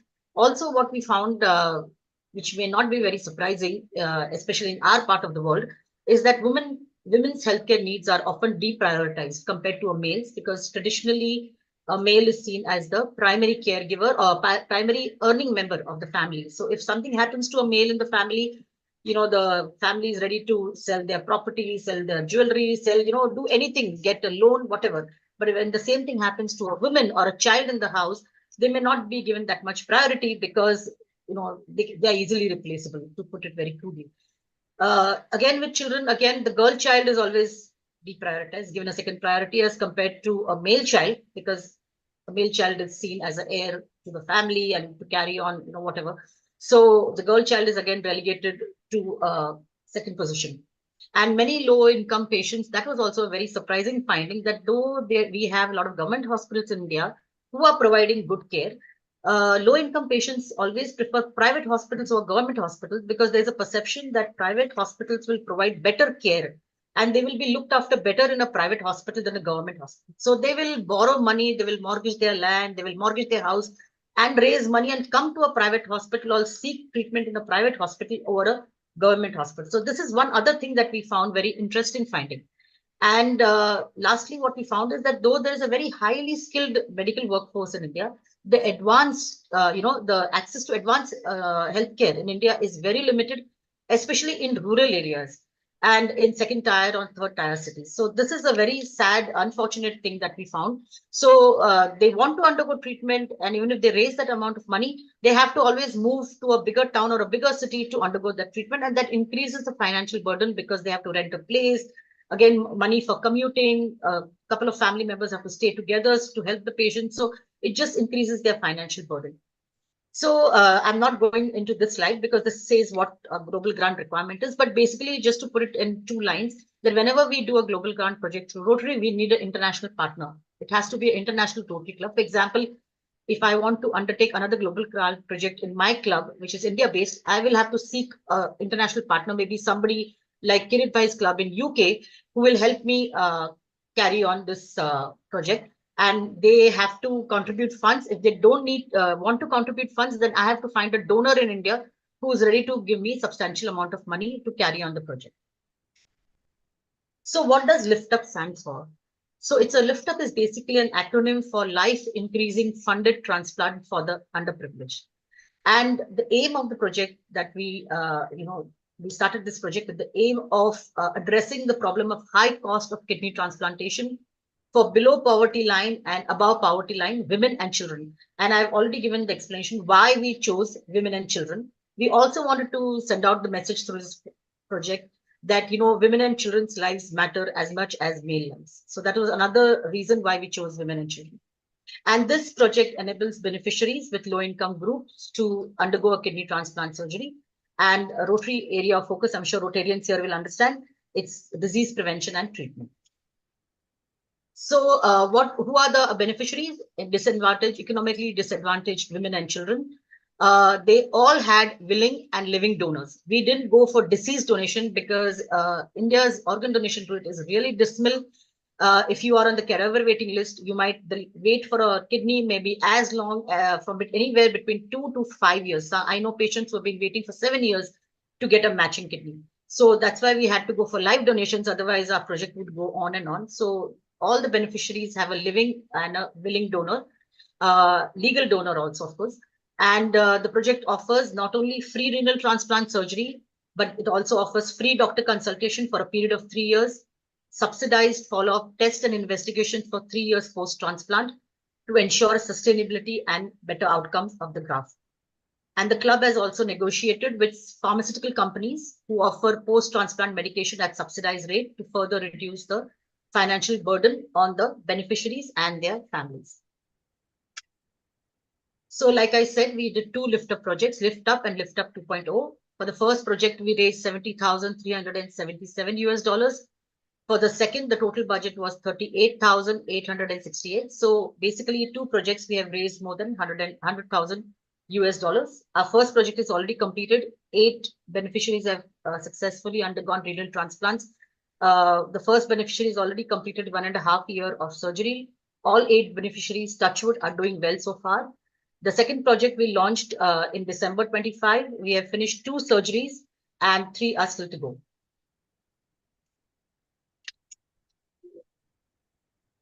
So these are just a small, synopsis of the little bio of the 8 beneficiaries who went through the transplant surgery during our first Lift Up. Very interestingly, though our studies showed that, in India, about 65% live donors are women. So most donations in India, live donations, come from women, not from male. And the maximum number of recipients for a kidney in India are males. So males are poor donors, but very good recipients. Vice versa for women. Women are very good donors, but very poor recipients. But fortunately for us, during our first Lift Up, 5 of the 8 beneficiaries, the live donors, were male donors. So it was either the husband or the brother or the father. So that was a good trend that we saw. So it just showed that things in India are changing. Now males are also stepping up to help the women in their families, be it a wife or a daughter or a spouse. So that was a very encouraging trend that we observed. Hopefully, it was in a very small group, but it should work for, I hope it applies to a bigger, larger group when the time comes. So that's a small presentation from me. Thank you very much for the time, and thank you for allowing me to show what we are doing. And basically, a lot of people are now emulating the project that we have done. A lot of hospitals are approaching us. In Bangalore, I'll just of the thing I'll tell you the first lift up that we did it with Manipal Hospital Hebbal in Bangalore, and the package that we got from them. Usually, the cost of kidney transplantation is anywhere between 8 to 12 lakhs in any good private hospital in India. In hospitals in cities like Bombay, it may even go up to 15 lakhs. But our first lift up, we negotiated the terms with Manipal Hospital. We got the package of 6.5, which included, the 3-year post-transplant care also. Thank you, After that, the second lift up, sorry? Thank you. We're going to just wrap it up there. That's great. Yes, please. Okay. Thank you. Stop sharing your screen if it's okay. Yeah. Okay. And again, it's a privilege to be part of the club, because obviously in the Lift Up project, in the first Lift Up project, I was privileged to be the Yes. president and undergone through that my presidency in that year of 23-24. So thank you, Amrita ji and Dr. Goswami. Any points you'd like to raise? I want to. I've got two small questions. One is, what aspect of the transplant care is the most expensive in the whole line of treatment? And number two is, this is where the traditions come in. Where is the role of dharamshalas nowadays, anywhere in India, where people can be kept while the treatment is going on? Because many of the places had good dharamshalas, and they did not have to go out for renting accommodation somewhere else. And dharamshalas, so far as I know, have been very helpful in providing care. But now many of the dharamshalas have gone, that they have all become into hotels and things like that. Is there any place for dharamshalas anywhere right now in India? No, sir, there are not. Unfortunately, like I said, the patients now who come from smaller towns and villages, now they have to rent a room or a small flat or whatever, So they will have to rent it. And as you know, at least for 2 months post-transplant, they have to stay in the same city where the transplant surgery has taken place for them to get the follow-up and to get a green signal from the doctor to go back to their hometown, because they can't keep commuting. Especially during the first 2 months are very critical, for follow-ups and all that. So that adds to their expenses. And answering your first question, the most expensive treatment post-transplant are the blood tests and, the other things. God forbid any complication develops. So, the sonographies and things like that. So those are really expensive. Those tests are very expensive, and even the medications. The medications are two things that are most expensive for patients, especially coming from low-income groups. And it's great that you actually prioritize girls and women, because obviously you identified that they're the ones who are underrepresented in terms of transplant. So it's a great project. Amrita ji, any comments from you?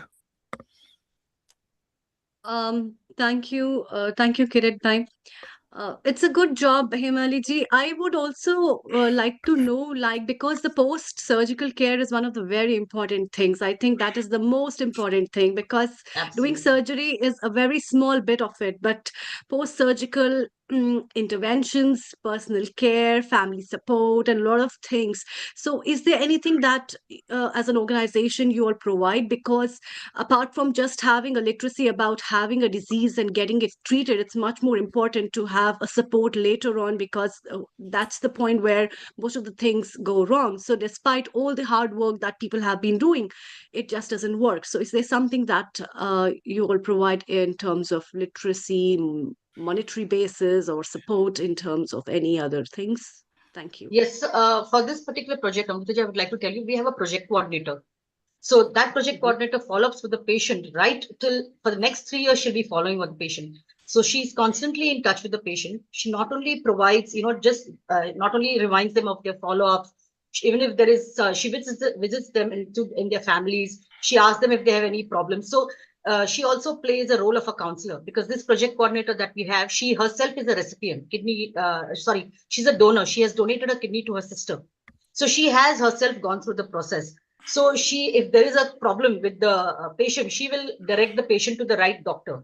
And she is like she's like a loop.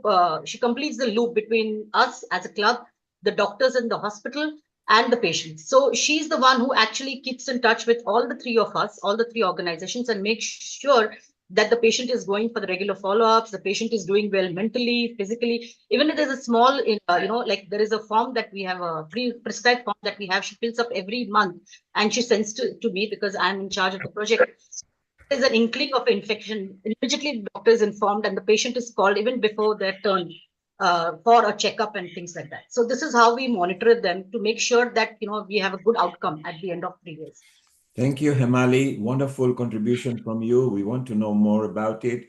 In case if you are still awake late at night, please join in again at an open session. We got Aman here. Aman, we have only got 5 minutes left. If you could unmute yourself. Yes, we can see you now.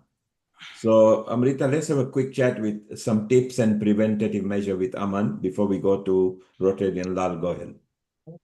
Yeah. Global Namaste and a very warm welcome to you, Dr. Aman. Aman, go ahead with your tips. Is my screen visible now? Yes. Yes. If you We share, can see the presentation as well. No, you've got to share. You've not shared yet. So don't worry about sharing, Aman, because there's no time left now. Just give us some tips for preventative measure. Okay.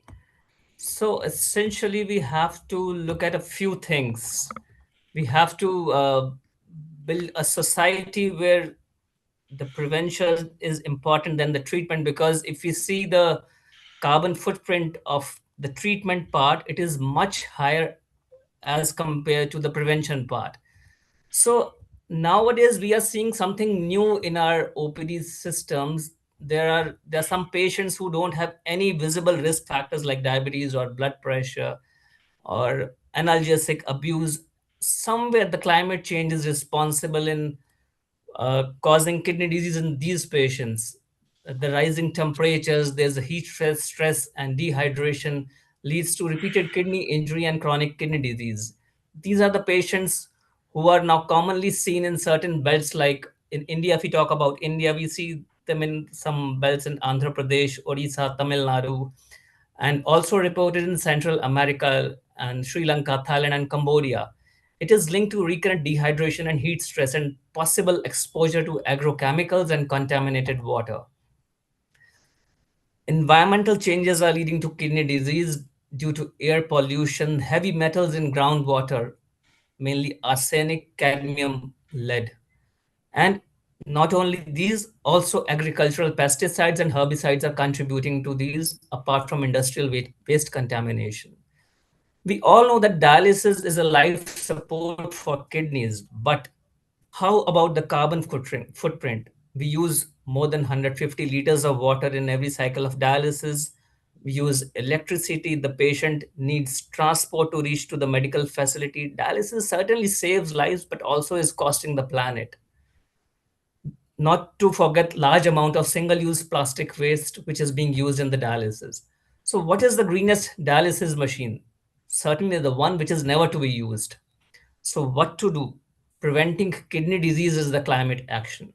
Salt reduction. As Indians, we are already consuming twice the amount of recommended salt intake of 5 grams per day. We should work on actively reducing adding salt to our diet, the salads, the chutneys, the papad, which we are all very fond of. The diabetes and blood pressure, which are the number one reasons for kidney failure, they need to be screened, and early control is the key. As far as the environment is concerned, we have to work on safe drinking water. The workers who are exposed to heat, we need to protect them. And we have to guide people on the harms of analgesic abuse. In India, everything is available over the counter. Most people self-medicate before coming to us. For common problems like migraine or osteoarthritis, people would binge on analgesics for a couple of months and years before they seek actual help and treat the root cause. So many kidney failures are preventable. What are our roles as healthcare providers? What should we do? We should screen early and promote transplant over dialysis. Kidney transplant not only adds to the quality and quantity of life, if we talk about the carbon footprint, it is much lower. And even much better carbon footprint is achieved by prevention strategies. So what is the vision? The vision should be a world where fewer kidneys would fail. We need healthy people, healthy communities, and a healthy planet. If we protect the environment, we would protect the kidneys. So healthy people, how to achieve that? As I mentioned, excess salt, excess sugar, ultra-processed food, and sedentary lifestyle. All these teachings should begin right at the school level. For protecting the workers, they need to have hydration breaks, they need to have shaded rest areas, education about dehydration and electrolyte replacement. These simple measures can dramatically reduce kidney injury. Even when dialysis is necessary, we can make it more sustainable. Some dialysis centers are already working on recycling the RO reject water, reducing the plastic waste, using energy efficient machines, and implementing solar energy systems. These small innovations can significantly reduce the environmental impact. The kidney transplant, as I mentioned, has a lower long-term environmental footprint than chronic dialysis. What are the community prevention strategies? Early screening for the risk factor, diabetes and blood pressure, encouraging hydration and physical activity, reducing environmental toxin exposure, annual kidney health checkups in high-risk groups. We should start education right at the school level, and we should encourage workplace screening apart from monitoring the water quality for those harmful chemicals. What Thank are the you. roles of doctors and policymakers? We should advocate prevention policies. We should strengthen public health systems, encourage research in environmental nephrology, support community awareness and initiatives, and collaborate with environmental agencies. Aman, thank you very much. You've got so many valid points. We need to bring you back again sometime later. In case Sure, if you're thank you. here after about Well- 11 o'clock, do pop in again. We need to move on. We just want to introduce Dr. ML Gupta if he's there before we move to Rotarian Lal Goyal. Okay, ML Gupta is gone now. So Amrita, maybe you can come later. Yeah, I think Dr. Aman's father is there, and has he joined Dr. Aman? He was there. Dr. Aman? He was there. Yeah. But, so Yeah, actually, and he's working with he is in himself one man army with a lot of things, and he's working with Soumya Foundation, and we are very grateful for the works that he has been doing, and we'll be bringing him up for one more episode someday. Amrita, It you was will very definitely. valuable. We'll bring him back. We'll bring Dr. Aman back in June for diabetes. That'll be very important as well. Thank you. And we can also bring him. We can also bring him from good outreaches because he runs an NGO there in India, which is very good. Thank you, Aman. If you are here a bit later, we will chit chat with you. And Dr. ML Gupta, if you are here till later, we'll chit chat with you. We need to move on to Rotarian Lal Goyal, who has got a lot of other kidney experts lined up. Amrita, go ahead and introduce. And Dilip, if you could make your video landscape, please, like others, so it will be nice. Over to you, Rotarian Lal Goyal, and a global namaste and welcome. Global namaste to you, Neel Kumar ji, and global namaste, Amrita ji, and global namaste, Kirat Mistry ji. Today we are observing the World Kidney Day. And as you know, the World Kidney Day, already so many speakers have already spoken on the topic. I do not want to go, but only thing is that today they have given the slogan, kidney health for all, caring for people, protecting the planet. Unfortunately, these types of slogans are not being given in consultation with India, because in India, the unfortunate part is that we don't have the infrastructure for transplant, and that's why people are going for dialysis to save the lives, to carry the life to be prolonged for some time, and that's why we are damaging the planet. So we cannot have such type of slogans which are not suitable for majority or the biggest populace, the highest populated country, or I can say it's some lacuna from our side that our those who are heading the committees like NOTO or SOTO or ROTO or government ministries, that they are not convincing the world body to come out with such type of slogans here that suits the country, that suits the public at large. After Thank saying you. this, I would like to Let me introduce to you. yeah, please. Sorry. Okay, that was wonderful, Rotarian Lal Gulji. Your messages are always, bringing something. But it was really good to have Dr. Aman, and thank you very much for lighting up some gears beyond the kidneys on the environmental aspects. And we'll be taking up these key issues very shortly because they are very, very important.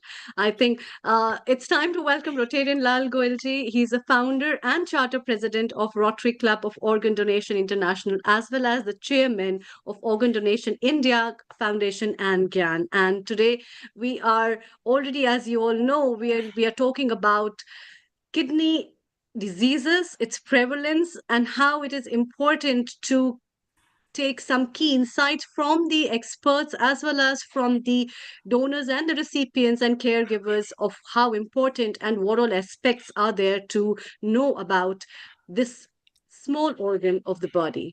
So, Global Namaste, a very warm welcome to you.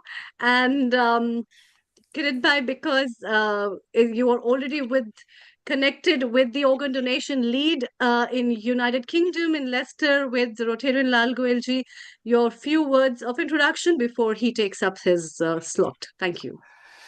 No, I think it's a global namaste to Lalji, and also he's an amazing guy, amazing human being, because the championing of what he does, of organ donation, but also trying to change policy, try to change governments, but also try and support people living with kidney disease. And he brings some remarkable speakers and presenters, but also every day I get a message from him, and the work he's doing is, I applaud you for that. And most importantly, it's about changing lives. And I think you've benefited from a transplant yourself, and you've committed your life to serving this kind of cause. So, and great to connect with you as well. Yeah. Thank you very much. Thank you very much, Kirat Mistry ji, for nice words. Thank you very much, Amrita ji, for nice words. And thank you all the Healing Our Earth, the entire team, for producing such valuable and informative, enlightening programs every week on every Sunday. Now, coming to the point which I have raised earlier, that today when we are talking about the planet, how to save the planet, yes, dialysis centers are one of the key factors which are creating problems for the environment, wastage of water, plastic use, and so many things, and generating heat. Even just I concluded my Rotary Club of Organ Donation International meeting, one of the nephrologists told that the people have to travel for 200 kilometers or 100 kilometers to go to the dialysis center, and so they are also wasting the oil and the energy, etc., etc. So everything is giving the impact on planet. But again, I am coming back to my original thing. Unless we will not have a proper infrastructure about the retrieval centers across the India, how it is possible to have not go for the dialysis. If we have to reduce the dialysis, if we have to prevent the kidney diseases, then we have to come out with such type of infrastructure, that awareness we have to create from the childhood, from the school level, that how to save your kidney, how to save your other organs. But initially, to talk about health in India, people feel that no, this is not our subject to be taught in the curriculum for the children of 4th or 5th or 6th standard, and they are failing. They are not understanding that they are the right target group, because the children who create the obesity at a very early age, they are creating the diabetes also, and that's why the kidneys or other organs are failing. So again, I will say, unless we will not have the awareness, proper awareness from the childhood to save the organs, unless we will not create the awareness in the public at large, then it is very difficult to see that the the reduction of dialysis will be there, because no one, whosoever goes for dialysis, they prefer to go for dialysis because they do not, either they are not getting the kidney, or if they are getting the kidney, the donor, if they don't want the kidney from their near one. They just want the kidney from someone who is not related to them. And that is the main problem in India. While in UK and other countries, those non-related donation is allowed, while in India, it's almost impossible to get a kidney from a non-related person. And that's why it is very, very important to create the infrastructure to make the transplant very economical, or either total free or covered like the schemes in UK, NHS schemes, or insurance coverage like in USA. But unfortunately, nothing is there, where some government have moved, but it is not been implemented on the grounds. So this is the opening thing. Now I would like to invite and introduce my first guest, because I want that today let them give their own experiences. In between, I will be making the comments. And my first guest speaker today is Dr. Dilip Singhvi. Dr. Dilip Singhvi is MBBS, MRCP, RCP, MD, DM. He is a specialist in internal medicine and diabetes. He is the chairman of infectious disease at Burjeel Hospital, Muscat, Oman. Welcome, Dr. Dilip Singhvi, on our show. And today we are observing, I will not use the word celebrating, we are observing World Kidney Day, or rather week, because we have already did it on 12th of March. Now, being in Oman, in Muscat, Oman, you are seeing so many patients there. And being an Indian yourself, you have done your medical studies in India, you have seen Indian conditions also, and you are seeing in Oman also, and you are seeing other parts of the world. We would like to know your valuable thoughts about today's topic, that World Kidney Day, as especially about the protecting the planet. Your views, Dr. Dilip Singhvi, please. Good evening, everybody. Thank you, Dr. Lal Goel, for inviting me for this yet another important topic which we are discussing today. And good evening to my fellow speakers also on the panel. Good evening to all the people who are listening to. Doctor, can you put your mobile in this position like this? Is it possible? Just turn it. I'll try. Wait, one. You want it? You want in portrait? Yeah, no. This is portrait. Okay, landscape. Achha, you want landscape? Yeah, landscape only. It's not coming. Yeah. I'll try. It's not. Yeah. It's not happening. Okay. Okay. No problem. It's not happening. Okay. No. Go Fine. Yeah. So actually, I have also kept it along with my desktop because I'm running the clinic also simultaneously. So good evening to all the listeners, also to our this important topic. And as you rightly said, it's not a time of celebration. I'm in that part of the world where you can understand what is happening for the last 16 days. So fortunately, I would say a country where not only our kidneys remain safe, we are also safe to some extent. We are fortunate enough to be in Oman, Muscat, till now. The other part of the world, you know, the weather is very hot. So coming to the topic, see, kidneys, I mean, obviously, since we are not celebrating, we are just discussing, but there is worldwide across the globe, chronic kidney disease, kidney involvement due to diabetes, due to hypertension, so many things. Yes, please go ahead. Yeah, so actually I'll be getting calls in between. I'm on call also today. So anyway, so because of that, can you hear me? Yes, please go ahead. Loud and clear. Yeah, so yeah, sure. So we have to protect our kidneys because as we say, we cannot live without a heart, we cannot live without a brain, so we cannot live without the kidney as well. So they are equally important as we compare it to heart or brain or essential organ of the body. And kidney gets frequently involved. I think we lost him in connection. We have lost him. So once he will join again, then only we will be able to take him. So I think I should. Yeah, he's there. Yes, doctor, please unmute yourself. Dr. Dilip Singhvi, please unmute yourself. Please unmute. Stopping me from your side. No, now it's okay. Please go ahead. Okay.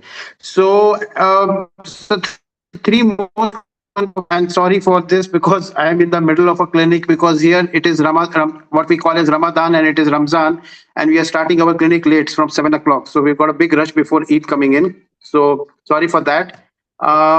So as I was saying that for kidney involvement, diabetes, high blood pressure, and chronic kidney diseases, these are the 3 main causes. And as there is a big epidemic across the world of diabetes, I mean, hypertension has been known as a silent killer. It is there for years and years, which we are trying to still control. There is a rise, an epidemic proportion of rise in diabetic patients, whether it is India, whether it is Oman, whether it is GCC, whether it is different parts of the world. And so that as the patients in diabetes, they rise, so does the complications. And kidney being one of the important, or rather one of the earliest organs to involve in diabetes. So it becomes of very paramount for us to, take measures right from the very beginning. And now, as the world has seen the scenario change in the last 3 decades, you can see it's no more a disease. It's when we were in medical, we used to hear that it's a rich man's disease. It's a 4th, 5th, 6th decade disease, But now what we are seeing is that disease has come down 3 decades. Now we are getting patients 2nd decade, third decade, 4th decade, involvement of kidney, and probably leading to ESRD and renal transplants very quickly. So it is becoming very, very important for us not to have inertia as physicians. We should be very alert, and we should be very, our efforts should be to save the kidney, not alert the patient that he needs to control his risk factors as regards to his sugar, his blood pressure, or dehydration, or whatever the factors we see in our place, so that the kidney doesn't get involved. Try to protect it as much as possible. Take every measure, whether it is from diet, whether it is from exercise, moving from a sedentary lifestyle to make him exercise, advise him on how to take healthy diet, healthy food. And now in this age, especially I've been counseling patients that we avoid now. You see, what should I say? The last 3 decades, the accessibility to junk food, the accessibility to everything is available on an app. Everything is available on mobile and our fingertips. So now people are using that. They are using this home delivery so much, and 90% of that home delivery is junk food, which is causing all the more botheration for us, that people are getting not only kidney diseases, people are getting other medical disorders also too quickly. So now 3rd decade, 4th decade, young people are getting involved, and so does the complications are also coming in quite early. So my advice is that we should start the counseling of patients very early. See here, Ministry of Health Oman, they also recognize this. They've reduced the screening from 40, which was earlier, to 35. So now the first screening is advised at the age of 35 years. In India, the ministry has lowered down to 30. That you should start your first screening from 30 years of age. When we were in medical, we were studying, it was like, say, above 40, above 45. So now 15 years down, and still we are seeing the number of complications. You must have heard, I'm sure that our viewers must have heard, there are so many collapses. Every day there are people collapsing, just standing and collapsing. We don't know. There is a lot of research going on in India also. A lot of studies are being done, and we get so many causes. It's not just one cause, but we're getting so many causes that something is not wrong. There are so many. So if we have any risk factor, my advice is, which I give to each and every patient, is that if you have, first of all, be alerted, come to us whenever you have a symptom. Do not ignore such symptoms, whether it is related to heart, to brain, to kidney. Please consult the doctor. We have so much of information on social media, so much of information on ChatGPT and everything. So people are actually, the literate class is actually now quite alerted, but we keep on putting this awareness again and again. I'm taking so many talks in corporates, also going to various places, giving this awareness on lifestyle diseases, especially diabetes and cardiovascular, that you protect your heart, brain, and kidney, because kidney gets involved so early. And then once you start having deterioration of your kidney functions, the end result we know, ESRD, and kidney transplant. And in this part of the world, we have another hurdle, another big problem is people do not agree for organ donations. You know the culture here, so they don't agree for as people agree in India or elsewhere. So we have a big hurdle convincing them for organ donation. Fortunately, renal transplant has started in Oman, in Muscat. So we have got patients now. We are trying to do more counseling, more awareness. So with time, people will change. But as of now, you know, culture and beliefs are a strong part of our bringing up, our making up. It's hard to change. But said and done, the best thing is be alerted, start early, do not ignore your symptoms, take medical help early, protect your kidneys, get advice from doctor how to remain safe, whether it is by diet, exercise, medication, hydration, and especially summers are coming in, summers are approaching. Here it is more than 50 degree it will be. So that needs a lot of water. So avoid dehydration and keep your keep your kidneys healthy so that the burden of renal transplant reduces. Okay. Thank you you very so much, much. Doctor, for giving such elaborate thing especially when you are so busy. But only one thing I would just like to say, you said that this part of the world is not giving the transplant donation. I will just give a figure of Saudi Arabia. I think that is also close by that side only. There, Adjoining, neighboring. 2023, the organ donation is 43 percentage not percentage, 43 per million population, PMP, while in India in 2023 it is 0.065.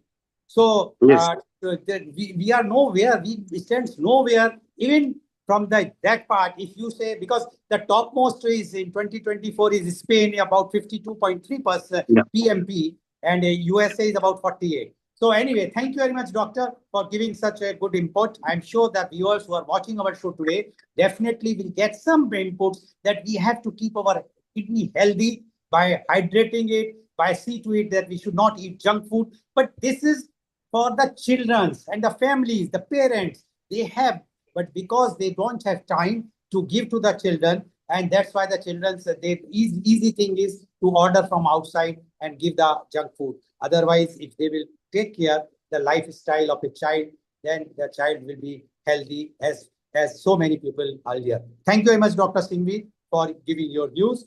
Now I would like to invite my next panelist guest, and he is Thank you so much. Rotarian Sunil Gupta. Rotarian Sunil Gupta is a kidney recipient himself, and he's a public image chair of Rotary Club of Organ Donation International, and he is based at Sunnyvale, California, USA.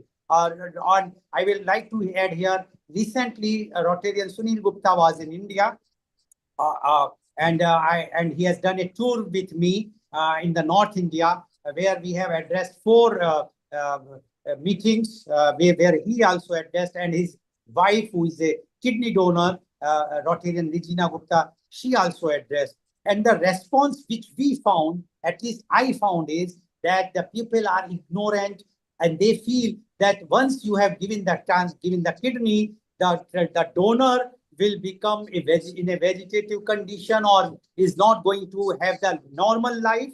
Similarly, a recipient is always on medicine, so that his normal working will be the same. While when he has and his wife has given the talk, when they said that they have done the transplant 15 years back, and they are hale and hearty, doing all types of works, going to gym, swimming, everything is scuba diving, etc. That shows the things which is required. So as a kidney recipient, Rotarian Sunil Gupta, you know that we are observing World Kidney Day. I know that 15 years back, when your life was very good, and suddenly when you got the news, what happened at that time, Rotarian Sunil Gupta? Can you just explain to our viewers? Sure. Good morning and global namaste to everybody. And thanks for this opportunity to talk to you guys on this auspicious week of kidney awareness and Kidney Day. 15 years ago, I mean, my life was pretty much set. Career was on the uptake, doing really well, family, travel, everything. By the way, I'm an avid scuba diver. Very active. I played squash for a university, which I'm proudly wearing a logo. it's not something that I did 15 years ago. I had a genetic disorder named polycystic kidneys. It's very well known. And all of a sudden, I went into a steep decline and I lost both my kidneys.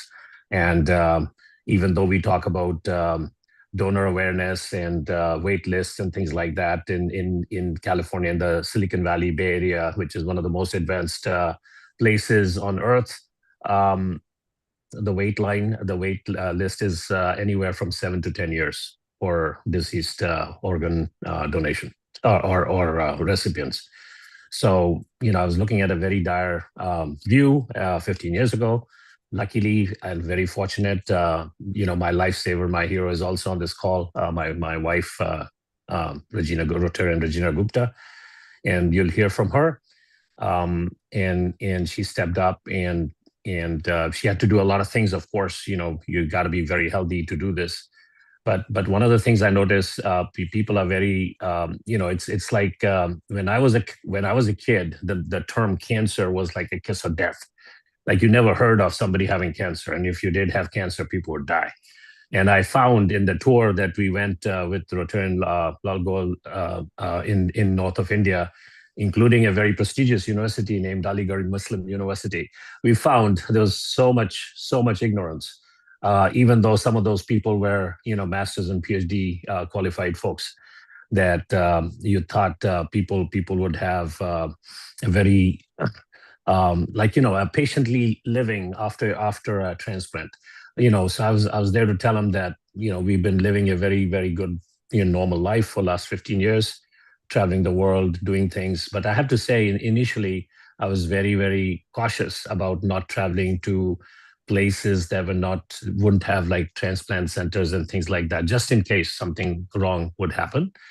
And since we are talking about the environment, one of the things I would like to bring up to this group is, we talk about, dialysis and other things having a big, heavy carbon footprint.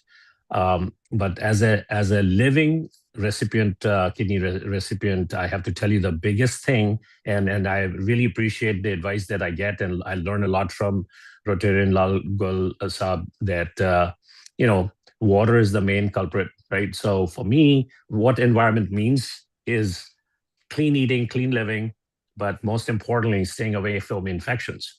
And we haven't addressed that. When you have pollution, you have microplastics, you have, people taking supplements, we can talk about all of those things, in this new world with high stress jobs, not having enough time, people shaking protein shakes and drinking them in the morning with amino acids.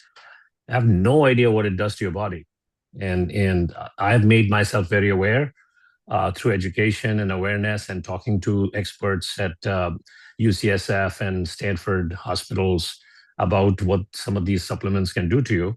But more importantly, when I was traveling through India, and you'll hear more about this from my wife, cleanliness was such a big deal, right? I mean, sanitation, basic human, living rights, I would say, are subpar, right? Even in like top places like Udaipur, Rajasthan, or other places, that it's quite disgusting, to be quite honest. And we have to, we talk about environment and pollution and AQI and all those things and microplastics, but just the basic hygiene we gotta uplift. And it's amazing how much bacterial infections can knock your kidneys out or other organs out. Anyway, sorry for the rant. I'll pause and I'll let Rotarian Lal Goel take it up from here. Maybe you want to hear from my wife, Regina Gupta. Thank you very much, Rotarian Sunil Gupta, for giving your views. Very clear views, straightaway views that hygiene is also very, very big factor for the kidney diseases, and that is why one has to be very much see to it that the hygiene or the environment or the pollutions, all these factors are required so that these factors we have to consider. Now, as he said, and I am again very pleased to introduce the next guest speaker, and she is Rotarian Regina Gupta. Rotarian Regina Gupta is a kidney donor to her husband, Rotarian Sunil Gupta. and she's an honorary member of the Rotary Club of Organ Donation International, and she's also based in Sunnyvale, California, USA. Before she will take up, I will just say one thing. When we went to Aligarh Muslim Universities, as Rotarian Sunil Gupta mentioned, and when she, Rotarian Regina Gupta, started talking, and she says, I took not even 1 minute to decide to donate to my kidney to my husband. I saw the ladies, the women sitting in the crowd, which were about 80% of the crowd in that entire hall, which was totally packed. Rather, they have to bought extra chairs. Initially, it was reluctance because it was the first organ donation awareness campaign in the history of Aligarh Muslim University for last 150 years of its establishment that someone has spoken about organ donation. It was, according to many people, it is a taboo to talk there. People told me when I was traveling to Aligarh, please don't talk so much. You may get some backlash or trolling, etc. But the way, and she explained, they started crying. The tears were coming out because many of them left. They lost their near and dear because of the myths prevailing in the community that Muslims are not donating or they are not supposed to receive it. While it is not correct, as I told earlier also, I have given the example of Saudi Arabia. I have been quoted the Quran Sharif also, what the Quran Sharif says. So welcome Rotarian Regina Gupta. I am really thankful that you reached back safely after overstaying 1 week in India because of the all airlines closed the things. So now we would like to know from you that what was your reaction, because everyone think, oh, he's such a careless, my husband is so careless person. He could have taken the care of his kidney. Why he has not taken care of the kidney? Now he requires a kidney and only I am supposed to give the kidney. Why should I give it? Do some act which is because of the carelessness of a person. Did this type of thought came in your mind? If not, then what was you are thinking and how you feel now after 15 years that what you have done was correct or it was a wrong decision, and what the society and your family, other family members said about it. Rotarian Regina Gupta, please. Thank you, Mr. Goel, and a very warm global namaste to everybody. I'm just going to say that I made the decision on my own without anybody's guidance. It was my personal decision. And it was important for me to make sure that my daughter, who was 9 years old at the time, would have her dad around. She was young at 9 years old, did not know anything, and she had many milestones to achieve. So that was my thinking at the time. And I just wanted to make sure that Sunil was around to see all of that and for Simran to have her dad around. It was a decision I made that I was going to step in and give Sunil my kidney. And at the time, I was fairly healthy. And when I went in to get my blood test done, a few months later, I received a call from the doctor's office saying that, oh, I was a potential match. And, from there on, things went well. The only thing I did was I trained well in terms of exercising, eating healthy, and maintaining myself to make sure that I got, cleared and there was no mishaps during the surgery. I went into surgery on a Tuesday. I got admitted on a Tuesday. The surgery was on a Wednesday. I was out of the hospital on Friday afternoon, and I was back to work 9 days from that time, driving normal. 2 weeks after that, I returned back to my normal activities of doing classes at the gym, walking, And I've maintained that for the last 15 years. The one stigma I'll have to say is that, you know, it's hard for people to give, I think, in our society. And I've learned that over the years. I was part of a dance group where, you know, I went and danced with a bunch of ladies. 2 weeks before the surgery, I announced to the group that, you know, I'm going to be out for a couple of weeks and I'm going to be, you know, doing this. And then that evening when I got home, I got this long email from one of my dance partners saying, why should you be doing this? And it shouldn't be your burden and things like that. Again, you know, an Indian woman not understanding the norms, or probably just, you know, does not have enough information. So things like that was there. I had a very strong support system, which was my friends, my colleagues, my friends at the gym, who would wake up with me every mornings at 4 a.m. We would go for walks and we would do really tough exercises and things like that. But more than anything else, after I had decided to give my kidney, I was having a cup of chai with my dad one day, and I told him that I was going to give my kidney to Sunil. And ultimately, I'd say he's my hero because, you know, being his daughter and him questioning me, the only thing he said, why wouldn't you? So I'm very proud to say that, you know, some parents are very supportive, no questions asked. After my surgery, both Sunil and I were out of our house. So when I got discharged, I went to my older sister's house and my dad actually took care of me for about a week. So, you know, I feel along this journey, having a really good support system, family stood by, my brother-in-law, my mother-in-law was here, everybody was supporting us through all of this. But, you know, it takes a village to do something like this. And I'm very proud to say that village has stayed with me for the last 15 years and they continue to support. I've lived a very normal life since then. I've traveled the world. I continue to hike 7 to 10 miles a day. On some days, I continue to exercise and nothing's changed. Life's been great and normal. Okay.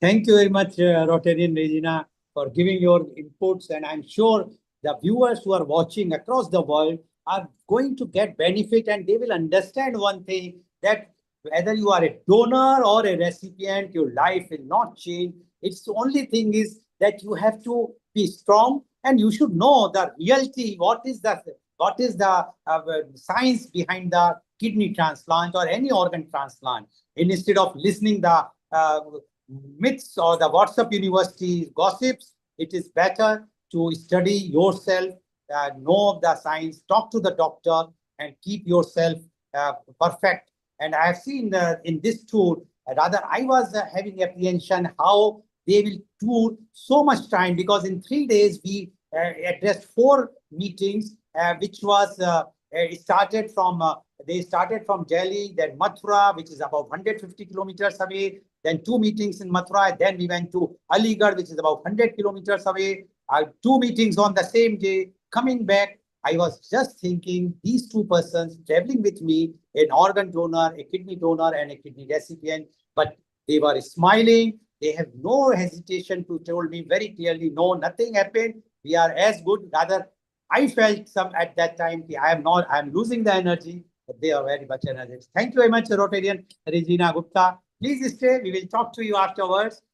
So thank you very much. Now I would like to introduce my next panelist guest, and she is Rotarian Jyoti Galada. Rotarian Jyoti Galada is a renowned journalist, creative and script writer. She is a member of Rotary Club of Organ Donation International. She is based at Kolkata, and she is also the kidney donor herself. And I will ask her to give her own things. And one thing which I would like to tell our viewers, that she has produced one short movie, and which was adjusted as the best movie by the West Bengal government, which is going to be shown to in the International Film Festival by the West government as a West Bengal government nominee. welcome Rotarian Jyoti Galada. And we would like to know, you have heard what our earlier panelist, Dr. Singhvi has mentioned, how the hygiene condition in India is not great, and the conditions we require, hydrations, etc. Our Rotarian Sunil Gupta has also mentioned that he is perfectly all right after 15 years of transplant, and his wife, also Rotarian Regina Gupta, is giving them. We want to know from you your views about on this World Kidney Day. Rotarian Jyoti Galada, please. Jyoti, can you try to be landscape like everybody? So like this. It's better. Landscape, please. Try mobile like this. Put mobile like this instead of that. That's it. And now just flip it so it's right. Perfect. Always, all the contributors, please be landscape. Over to you, Rotarian Lal Goyal and Jyoti. Yeah, please go ahead. Okay. Thank you so much, Lal Goyal ji, for inviting me. And let me start by saying that we always, when we talk about kidney diseases, we always think it's a aged problem. It's a problem of adult.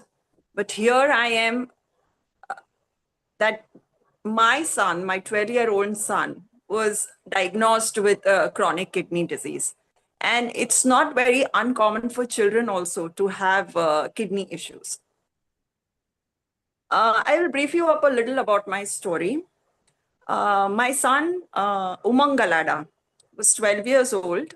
And when he was 11, he was diagnosed with chronic kidney disease on the last stage. And immediately he was put on dialysis. And transplant was the only option given to us. So we were finding for an organ, and as expected, the parents, like myself and my husband, stepped up. My husband had the same blood group, but somehow during the test, the doctors realized that he could not be an organ donor. And then my blood group was different, but yeah, throughout in the family, we tried to find a lot of organs. We tried to find a donor, but nobody stepped up, because as doctor and as others mentioned, that people are scared of donating the kidney. So then I stepped up, and the matching was a little less, but still I stepped up, and trusting the science and trusting the processes, I decided to become a living donor to my son. Unfortunately, after the transplant, sometime after the transplant, he met with a cardiac arrest because his heart health was also affected previously, and we lost him. And after that, I decided to donate his organs. So I and my husband both together took the decisions that if we could not save our child, at least my child can save other people. So after screening and everything, his liver and his corneas were found suitable for donations, and they saved 3 people. So now coming to organ donation part, I will talk about first the kidney health part. In India, especially, we take tests and we go to doctors only we have certain problems. But regular testing of children is not done. So first of all, I will like to suggest that it's not just every adult after 30 or 40 should do regular tests. Regular tests should be done since a very young age. You should keep doing it. Secondly, kidney problems, the symptoms of a kidney problem don't really show up. They are very subtle. Like my son had a little leg pain. So I took him to an orthopedic, calcium and vitamin supplements were given, and he was perfectly fine. He had a little rashes on his skin and a little ointment, and it was all done. But this progressed. I don't know how long it progressed to stage 5. So if the tests were done before, I think this problem could have been diagnosed beforehand. This is one thing I always tell parents. Second thing I also want to mention is, as a living donor, as Regina ma'am also said, I am a living donor. It's almost 1 year, and I'm living a completely, perfectly healthy life. I do sports. I have not made any changes in my diet, or because I'm a vegetarian, so no changes in my diet. My energy levels are absolutely fine. And there are a lot of myths about, living donations, that people come and tell me that you are on medications, you must not do any such work, do any heavy work. And then all these myths, they come and talk to me, and I really try to spread that awareness that I'm standing right in front of you and doing all the activities. So it's absolutely it's absolutely okay to be a living kidney donor, which we could not find for our son. The third part is the organ donation part. So in India, we, as Dr. mentioned, that there is an opt-in method, and main problem is to convince the families, during that moment of grief, to become an organ donor. But if, like in our case, when my son was declared brain dead, nobody came to us. Nobody came to us telling, no counselor came to us telling that you should donate your son's organs. But it was we, because of awareness, we ourselves went to the doctors and went to the hospital and said that we want to donate the organs of our child. So I think this is something very rare, but this should happen. It should be a very, very normalized thing. And kidney donation also needs a lot of after the donation, there were many educated people who did not know that you can even become an organ donor. They did not know what is organ donation. So that's how even we tried to spread the awareness in our society, in our class of people, even educated class, and the process. And it's not that they are not now ready to donate, only that they did not know the process of donating. They did not know that organs are also something that can be donated. So after getting all the knowledge, they have pledged and they are ready to donate if any situation of brain death arrives. Also, there is a lot of myth about brain death, because in brain death, what happens is you see the heart beating and you think the child, like in our case, we thought the child is still alive, but we knew about brain death.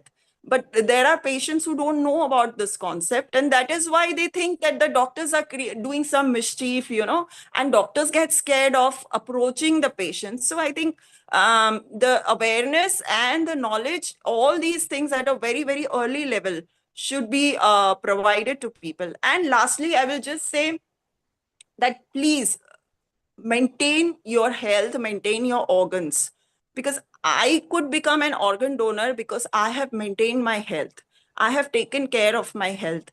And God forbid, if any person in your family needs your part of the liver or your kidney, at least if you are healthy, you will be able to save that person's life. And if any situation in your family arise where you can become an organ, you can make your loved one an organ donor, please do not step back. Do not step back. So thank you so much for having me. I think I have shared enough of my personal story. Thank you. Thank you very much, Rotarian Jyoti Galada. As usual, you are so kind and so nice. Whenever I invite you, you always take time and come. As you mentioned about the organ donation, today, as you know, that today I had a program in Pune in the morning. I went there. While I started from Mumbai at about 6:30 in the morning. I received a call from Pune. One of the person who was from Mathura, he said that we have donated the organs of my wife. I have donated the organs of my wife. She declared brain dead 2 days back. And because I have heard about organ donation, I don't know when he has attended, but because I am doing it for last 10 years, and I have not only donated the eye cornea, I have donated all organs, including pancreas, intestine, lungs, kidneys, and liver and heart. Everything is donated. And I was shocked because they have not cremated the body. The cremation was today only. It has taken place today only. And when he was talking to me, so I said, you have done a very noble thing, and you will get so much blessings. At that time, he lost his balance, and he started crying. And he said, I want only that my wife should get a good place in heaven. At that time, I said, no, I will tell you, this donation is the supreme donation. No one can have, because after the brain death, you have decided to do. And I was having, when I went to Pune and I reached Pune, and when I was addressing the Rotary Club of Pune Central, when I narrated it, I said today, 2 days back, 12th she was admitted, and yesterday she passed out, and they have donated all the organs. And I don't know where. So what I want to inform, that if you spread the words, you don't know in which corner of the world somebody is donating because they heard about organ donation.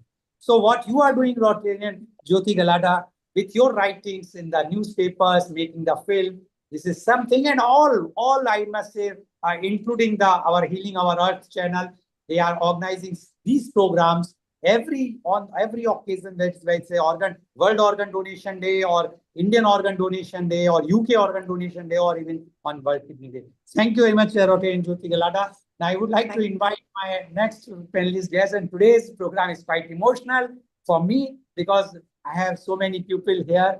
And the next panelist guest is Rotarian Dr. Girivash Sharma. Rotarian Dr. Girivash Sharma is a kidney recipient himself. He is the Deputy Director of Orthopedics at Jaipuria Hospital, Jaipur. He is an international transplant games players and social activist. He is the Rotary Chairman of District 3056 Transplant Games Committee for 2026-27. And sitting with him, his lovely wife, hats off to you, Dr. Shalini Sharma. She is a proud, healthy kidney donor and organ donation motivator. She is a homeopathic physician by profession. Currently, she is working with National Health Mission Jaipur. She is a great singer and member of International Fellowship of Rotarian Musicians. Recently, she participated in Mrs. Rajasthan Beauty Pageant and was given subtitle as Beauty with Purpose. I think they have given you the right thing, because it's not the beauty, but with the purpose. God bless you, both of you. Yes. So Rotarian Dr. Girivash Sharma, you have heard earlier people. Now I would not like to speak anything. We want to hear from both of you, your experience about the kidney donation, kidney health, and kidney as a kidney recipient. Rotarian Dr. Girivash Sharma and Dr. Shalini Sharma, please. No, please unmute yourself. Please unmute. Please unmute. Yes, go ahead. Good evening, everyone. Thank you for inviting us for this lovely conversation. I thanked Rotarian Lal sir for inviting me and my wife for this wonderful conversation. As rightly said, I'm a proud, healthy kidney recipient. My life has changed after I received kidney from my wife.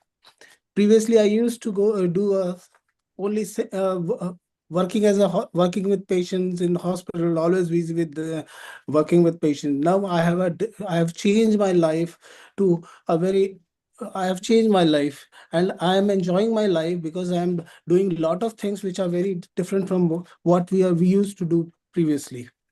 I'm enjoying with sports. I'm doing my sports activities. I have played nationals transplant sports in Chandigarh and got the gold medal in shot put. Later on, I went to represent India in World Transplant Games Dresden, Germany, and played for 4 games in darts. Then I played in volleyball. Then I played in petang and darts. And I had a very good feeling after transplant. My life totally changed. I am dedicating my life for the patient care, social service, and spreading awareness about organ donation. My experience has strengthened my commitment to inspire society to come forward for organ donation and help save the life. I am involving in the sports and social work and involved in spreading the organ donation awareness. My thought of I want to suggest one thought with you all, that we must not only spread the message of organ donation awareness, we must concentrate and we should make a program for strengthening screening of the early symptoms of any organ failure. So that is more important, because if we screen at the very early age, we can prevent the organs from damaging, and there will not be further need for organ donation. This is lacking in our society. We always come to know at a very advanced stages, and that is time when we cannot do anything, just waiting for the organs to be donated. So my submission is, we should work for screening. We should force the government for making a programs for early screening and diagnosing, and of course we must encourage the society for organ donation. Thank you very much. Thank you very much. Now Dr. Shalini. Good evening everyone. मैं हिंदी में बोलना चाहूँगी क्योंकि मेरी audience मुझे हिंदी में सुनना पसंद करेगी। Organ donation Can you do it mixed, because there are panelists who are from across the world, so can you just mix both the things, Hindi, English? Okay. I want to tell that we donors, हम लोगों को donors को सबको आगे आना चाहिए, because जब donors आगे आएंगे तभी सोसाइटी में एक बेस्ट मैसेज जाएगा. We can set an example in front others कि after donation we should after donation हम एक healthy life जी रहे हैं और सब कुछ अपना जो भी वर्किंग है वो सब बहुत अच्छे से कर रहे हैं, इसलिए ऑर्गन डोनेशन के लिए डोनर्स को आगे आना चाहिए. Okay, thank you very much. I was yeah, sorry, yes, you want to say something? Can I add to something? Yeah. I had a very rare thing attached to me. My father-in-law was also a recipient, and he got the Limca Book of Records of longest survival patient on the earth, in Asia. So he survived for 47 years, and this is something which is mentioned. Yes, 48 years. I'm sorry. So, and the best part of the thing is the donor is still alive and he works at fields in Hanumangarh. Okay. So this is something, donation, this is very good example. Yes, this is a very good piece of information, because people ask how much time somebody will survive, because for dialysis, everybody knows that you can prolong for 5 years, 7 years, 8 years, 10 years. I don't know that after how many people can survive, but as you have mentioned that 48 years after the kidney transplant, it's a very good thing, and especially in India. Abroad might be more, but in India 48 years is a good thing. So thank you very much. My suggestion to Rotarian Kirat Mistry is, why not keep some program in which all our transplant donors or the recipients perform their things like dance or the singing. We have seen that they are expert in all those things, and it will give a good message to the public at large. And as I am sure Dr. Rotarian Kirat Mistry, you might have met Dr. Girver in Germany when he was there, and you were also there in that transplant game. Hello. Yes. Hello, sir. Yeah, nice to. I met Dr. Girver and the family, so it's good to see you. And yes, and I think we could. You're right, Nalji. We can, rather than just having talks, we do something that's creative, and we can organize that definitely together. Yes, so. Because we have people from across the world, so it will be online on our Healing Our Earth platform, and we can do, because when we are keeping the programs for music and dance, why not keep one day only for the transplant donors and the recipients? They will show their talent to the public at large. You see, they are talented, they are performing. I have seen, although I not want to disclose, but I have seen glimpse of the beauty pageant where Dr. Shalini Sharma was there, and I was amazed to see how she was moving, a professional beauty pageant participant. Hats off to you. Hats off to everyone, I must say, on this World Kidney Day. If we are celebrating, if we are observing We must celebrate the organ donors. We must celebrate the organ recipients. Only the thing is that please take care of your organ which has been donated or gifted by your near and dear, or you have received from the deceased. But it is very, very important thing, because it is not easy commodity to take from anyone. But as Rotarian Sunil Gupta mentioned about the hygiene condition, my advice, which I gave to him when he was traveling to India, please do whatsoever. For your eatables, you have to be very, very careful. Anything hotly prepared or frozen, or the water, the main thing is the water. You must drink only the bottled water. Don't take a chance RO water or the AquaGuard water. It might be good, but we know that we are so careless. We forget about the servicing of our water filters, and it can harm. So this is a piece of advice to all, everyone, I must say, that if you are using RO water purifier or the AquaGuard type of purifier, please get it serviced in time so that your water is pure and you can your kidney or your other organs remain healthy. So that's it from my side. Now you have any questions, please ask her. I think Dr. Anukul Goswami wants to ask question. Yes, Dr. Anukul. Thank you, Dr. Lal Golji. One of the most important things I find is the amount of interest that you have shown in this field. I was never so much interested before, but once I've been hearing you, I can see how much of effort you have put all the people to get back in, and everyone has given me so much of important lessons. I want to ask Mrs. Sunil Gupta, Mrs. Gupta was about, everybody's emphasized on lots of good physical activity after donation, or even before donation for that matter. How does physical activity really contribute towards overall health? Of course, I mean, but they've been going to gym and doing all activities. And I'm sure Dr. Griver also will be, sorry, am I correct? Yes. He'll also be able to give us some idea. How does physical activity actually help this situation? And number two, very important question is, as a normal person within the community, how can we increase awareness of people in a way that we don't have to go and ask them just at the time when they are passing away, their family members, to come and donate for the body? Rotarian Sunil Gupta, question to you. I think, I thought it was for my wife, Regina, about the working out. Okay. This question is for him or for Madam Regina? Sorry? For Regina. Okay, Rotarian Regina, this question is for you. Can you guys hear me? Yes, please. So, I feel exercise gives me a lot of energy, right? And that energy reflects a lot on, like lots of positiveness for myself.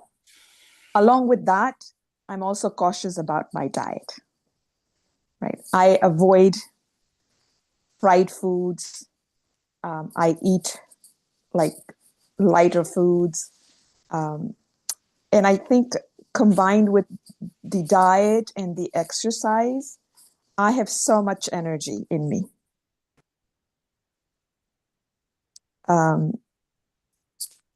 What else do I do? I can add to this. I've seen Regina very closely, and I think what exercise really does is, keeps you focused on self-discipline. And that is a very, very important aspect when you're trying to navigate such tough situations like a transplant, whether you're receiving or donating. I mean, there were some comments made. I mean, think about living with somebody like her who's given me her kidney. I mean, I don't want to quite, fess up here, but I mean, I'm in immense pressure to take care of myself because, she's after me to take care of her organ that's actually saving my life. So I've become a better person because of her, from a clean eating perspective, from an exercise perspective, being more self-disciplined than I was before. So exercise definitely helps in that. I mean, the dopamine and other things that come with that obviously help. And both of us are, by the way, part of the advocacy group in California to help families go through donations and receiving organs.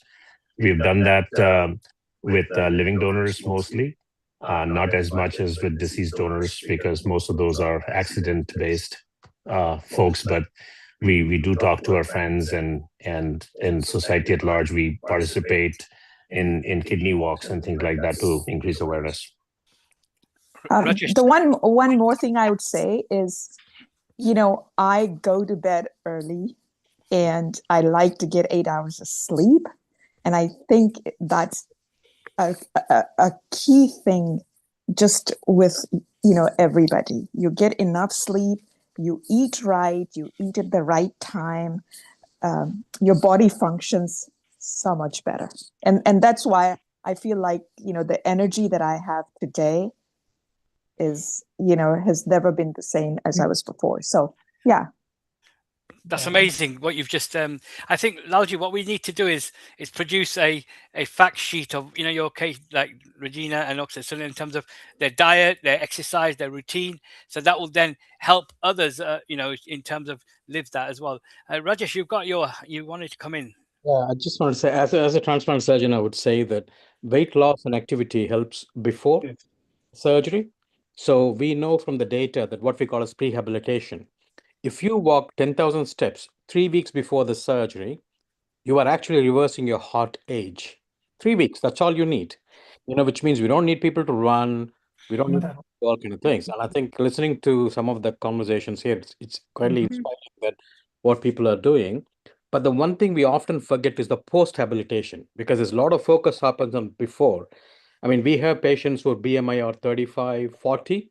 We will not remove their kidneys until, although technically it's feasible using robots, but we being asked them to come to 35, and then the post-habilitation where they continue doing like what I think Regina articulated beautifully. What you do after defines how long they live their healthier life. Certainly, there will be an impact on life because you have one kidney. But I know a Formula 3 driver. He drives Formula 3 car with one kidney. And at the same time, there are unfortunately people who neglected their self-care that they ended up in harm. So therefore, really, I think I like the idea of the fact sheet. If Rotary can put something together, yes, that will be extremely powerful. And we can, with my digital twin team, we can help them to make it more digitized as well. So which just means that people can have like 2-minute videos. And it just means that it's like a small bites of information about post-habilitation. Amazing. Rajesh, absolutely, you hit the nail on the head. We want to have the podcast going. At Healing Our Earth, we actually help people live globally wherever they've got any sort of ailments, not just kidney, it could be anything. Rajesh, do you know Rotarian Lal Gohil personally? No, I'm meeting for the first time. Can you say hello to him and Rotarian Lal say hello? Rotarian hello Lal and global namaste, Dr. Rajesh. Hello, sir.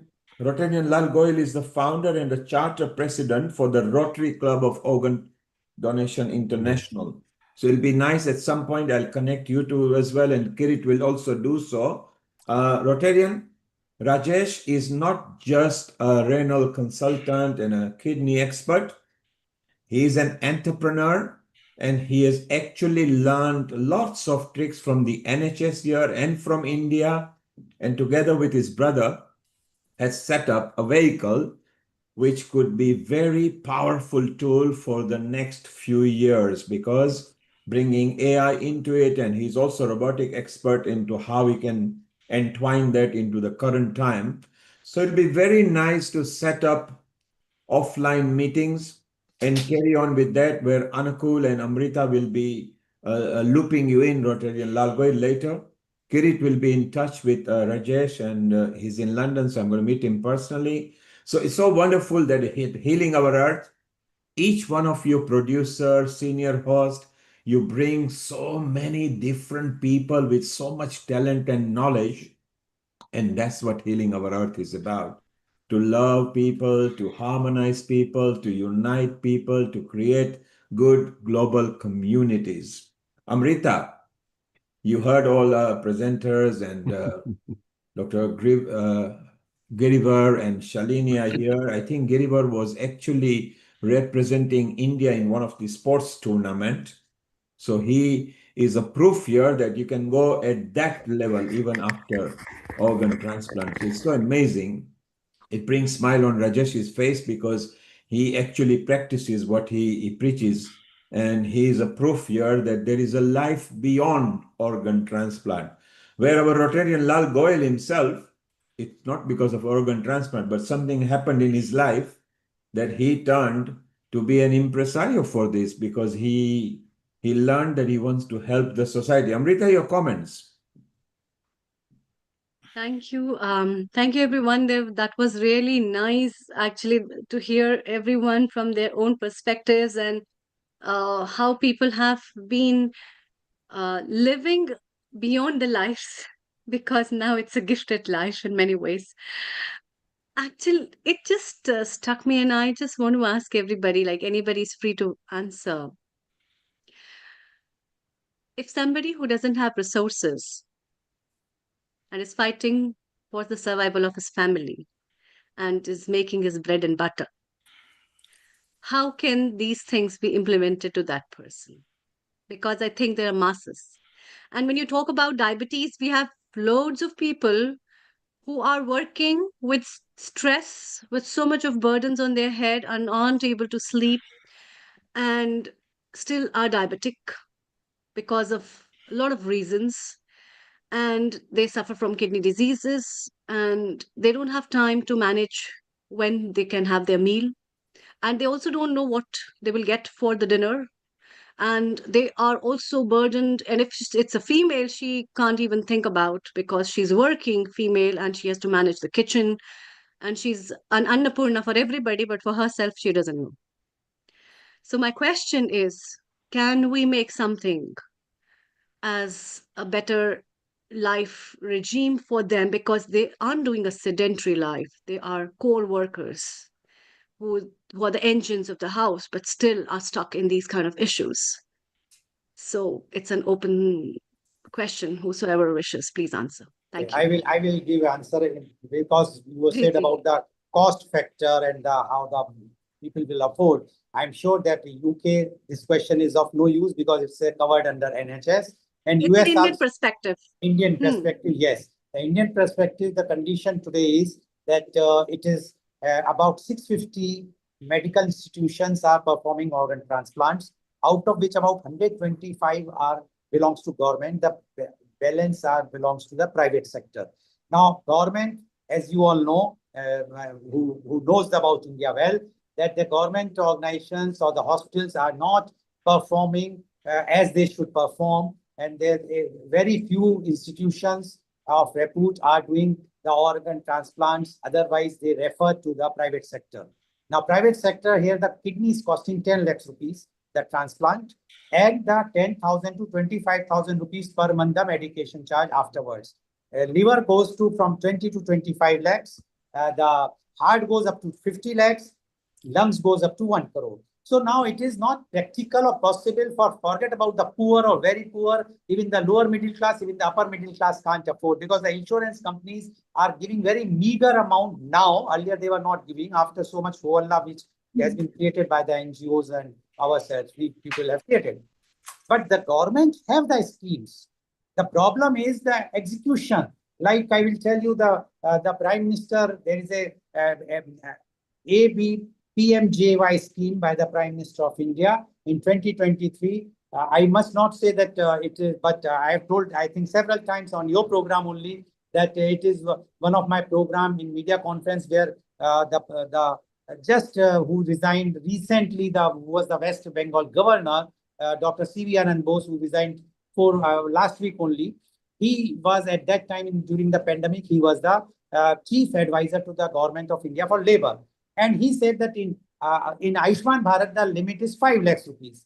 I said that this 5 lakhs is of no use because it will not change it will not give the sufficient amount for a kidney transplant, forget about other transplant. So he asked me how much it should be. I said at least 20 lakhs rupees or 25 lakhs rupees. He asked that particular clipping of that talks what we were having online. It was a live telecast and he sent it to our Honorable Prime Minister. I am very happy to inform everyone, wherever I go, and I inform everyone that in 2023, our Honorable Prime Minister Shri Narendra Modi ji has increased from 5 lakhs to 15 lakhs rupees only for organ transplant under Ayushman Bharat, under the ABPMJY scheme. But unfortunately, in India, it is not implemented in the states which are even governed by the BJP rule. And I asked them, why you are not implementing this? The thing is the bureaucracy. So now government has done it. Even Maharashtra, now they have increased it to 22 lakhs. And I will give you, yesterday only I got a call from them. Any patient of Maharashtra domicile, if he is under BPL, his kidney or liver will be transplanted free of cost and nothing will be charged. But only thing is that he has to accept that in any hospital which is recognized as an organ transplant hospital, he or she will get the treatment. So that much we can do. But ultimately, it is the mindset of the public as well as the government will that they should come out. The bureaucrats have to change their mindset. They must come and help the people. Then only things can come in forefront. And I would like to answer Dr. Anukul's thing that he said the thing should come and instead of we are going to the public should come forward and donate the organs as far as the diseased are concerned. Yes, today I just told you about the Pune thing. Nobody is approached. They themselves decided to donate the organs. And as Rotarian Guild, Lada has mentioned, she only approached. So the time is changing. But thing is too much in India. We have to do so much work. And I'm sure with the help of Healing Our Earth, Rotarian Kirat Mistry and you all, definitely the time will change. But we have to work very, very hard for it. Thank you, Rotarian Lal Goyal. What a wonderful information. You've given good news in Maharashtra. Let's spread the word round. And India requires lots of information and outreaches. So it's so much wonderful. We need to move on to Scotland now. Anukul will come back to you in a while. Rotarian Lal Goyal, wonderful guest. Girivar, Shalini, Sunil Gupta, Regina from Oman, and lots of other guests that you always bring. If you can, stay around because shortly we are going to break into. I think you should excuse me because I woke up at 3 o'clock in the morning. I have to travel to Pune. I gave the lecture. I reached here at 7 o'clock. And then from 8 o'clock to 9 o'clock, my Rotary meeting. And from 9 onwards here, I have not even touched the dinner. So now I will have something to eat. Otherwise, people will say that you are not taking care of your own health. And your Thank you. Okay, Rotarian. Have a lovely meal. Thank you so much. Have a lovely meal, and then we'll catch up with you. For anybody else, if you can stay around because we are going to have lots and wonderful chit chats and discussion. We've got 2 experts now coming. Rajni, who has been part of Healing Our Earth before, who is not only a consultant physician, but she's also a nephrologist.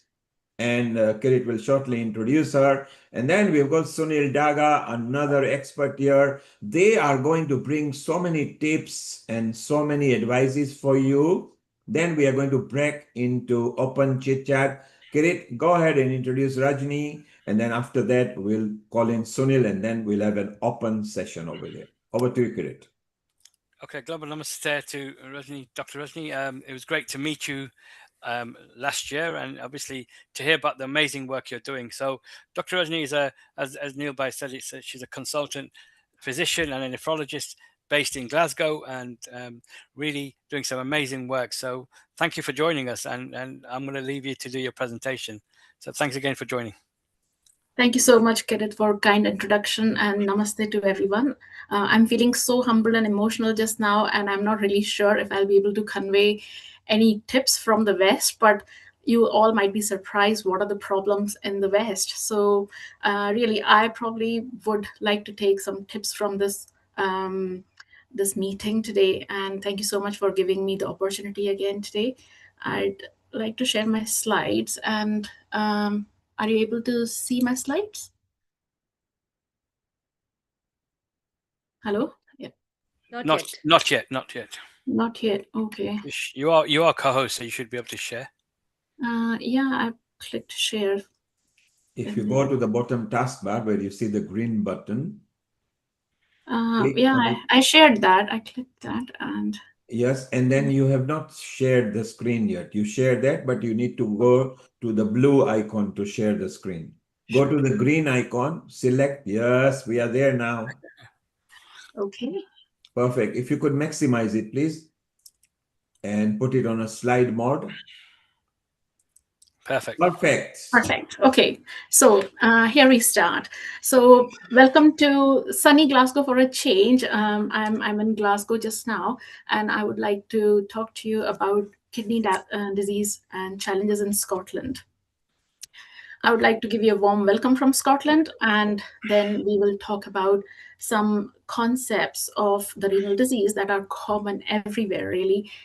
Kidney disease as such is a very challenging condition, and you know, no part of the world is spared from it. So here we are to learn from each other and share the experiences in different countries. So I would like to also tell you about what measures have been taken to address these challenges from Scottish perspective. So this is Scotland, so beautiful country. Really, you can see Arthur's Seat there from Edinburgh and lovely, lovely landscapes. So before understanding the problems from Scottish renal units, I thought I'll put a map of Scotland to make you understand where we are and why do we have problems. So Scotland sits in the northwest of Europe, and it's a part of United Kingdom, and it occupies top third of the Great Britain.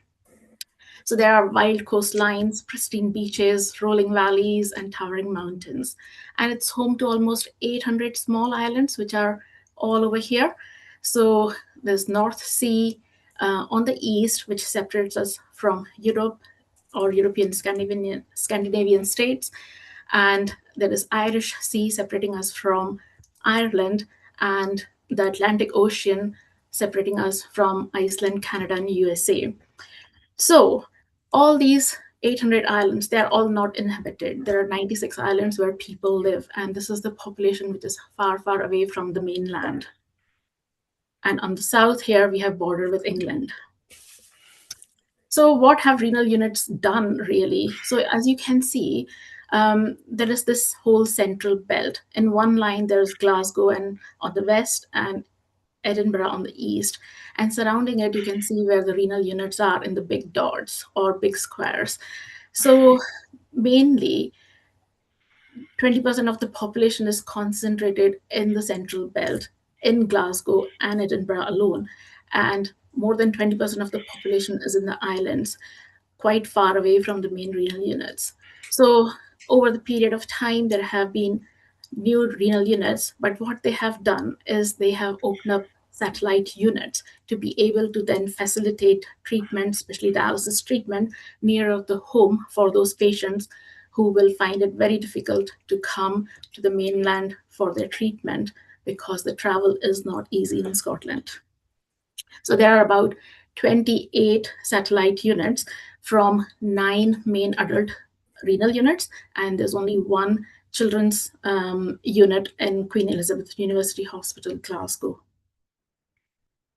I would like to share the innovations and heritage of Scottish nephrology. How did it develop?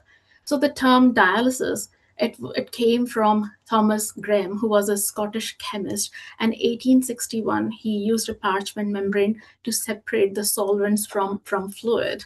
And his concepts were utilized only in 1940s by William Kolff, who was a Dutch nephrologist, who then made a machine to dialyze somebody by using parts from a washing machine, sausage skin, and some solutions. But what was happening in Glasgow in 1930s, they were performing kidney biopsies on children who had nephrotic syndrome. And in 1950s, first pediatric nephrology unit was opened at Royal Hospital for Sick Children in Glasgow. In 1960, Michael Woodruff performed first kidney transplant in Edinburgh. And in 1960s, the development of hemodialysis for chronic renal failure began in Edinburgh. Before that was only for acute kidney injury. In 1968, the first kidney transplant happened in Glasgow at Glasgow Royal Infirmary. And in 70s, mainly other units were establishing in Glasgow. Because I'm from Glasgow. I'm telling you main history about Glasgow now. In 1979, CAPD came into action at Western Infirmary of Glasgow.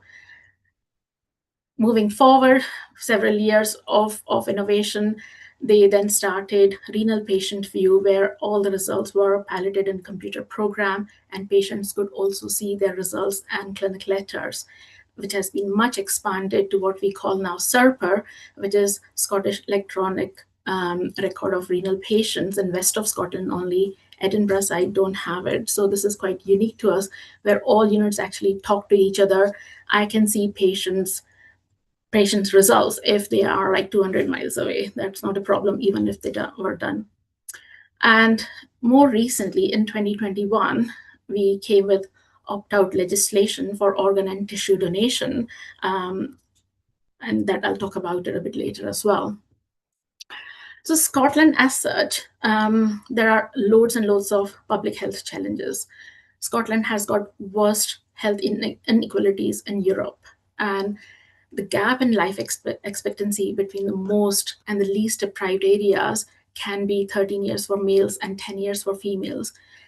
And more than that, the gap in the healthy life expectancy, which is the number of years lived in good health, is even worse. That is 23 years for males and 24 years for females. Having said that, I was looking, and just in Glasgow, if you're from south side of Glasgow, then your life expectancy is probably 8 years more than somebody living in the east end of Glasgow, which is really, really a starking difference. More than half of the population has got at least one health condition. And the main service challenges in terms of medical treatment is attributed mainly to the rural areas, limited access to the specialist care, long distances to treatment centers, and high dependency on centralized hospital services, which is again quite common in Indian population as well, because there's huge amount of rural population who can't really make it to the cities for their treatment. Like everywhere else, but mainly Western problems, deprivation, obesity, mental health issues, cardiovascular diseases, diabetes, hypertension, alcohol, drugs.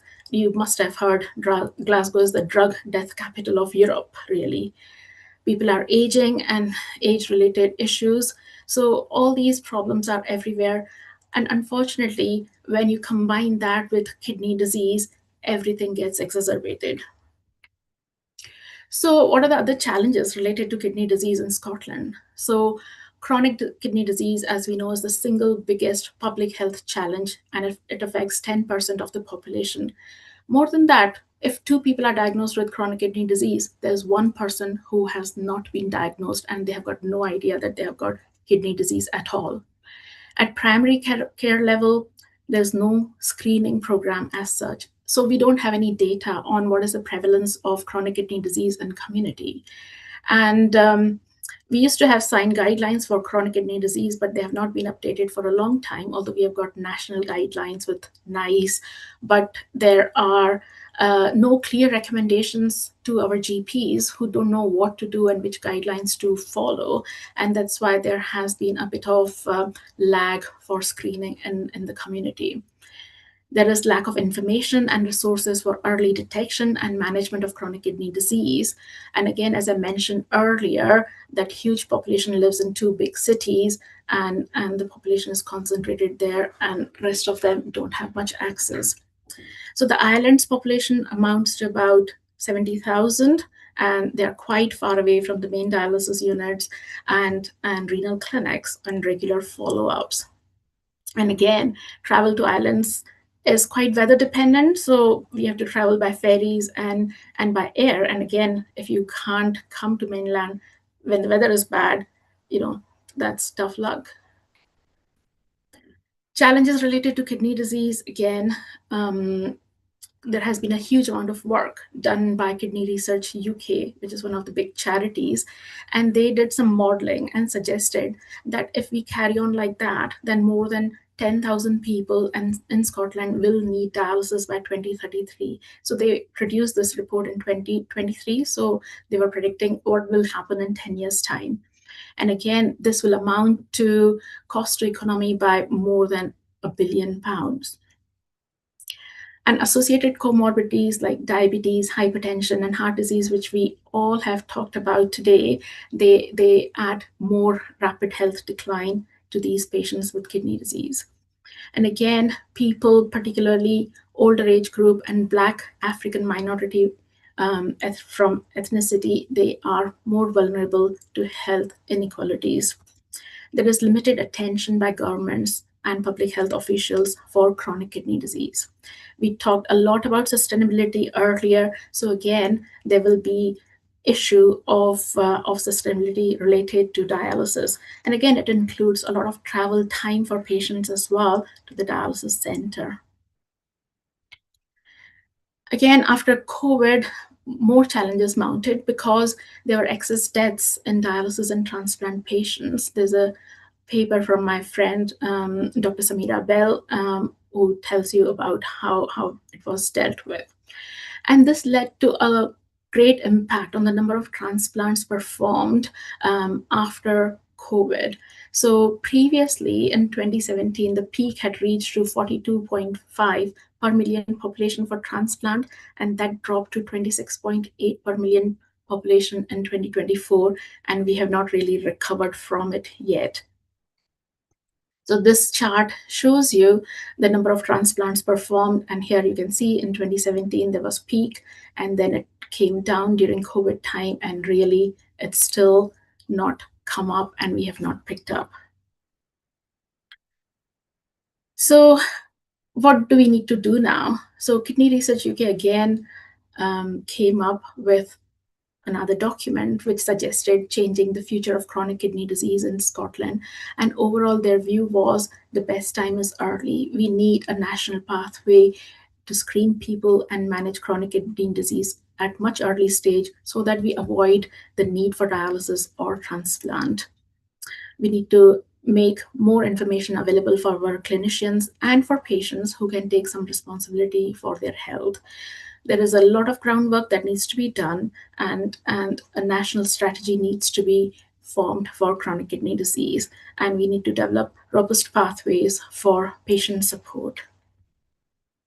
So this is the action plan they have come up with, and their themes are, yes, prevention is better than cure, timely and equitable access to diagnosis and treatment, and empowering patients throughout their kidney journey and making informed decisions. They have suggested some recommendations, and they have involved stakeholders, mainly in the parliament, and raising these issues with government.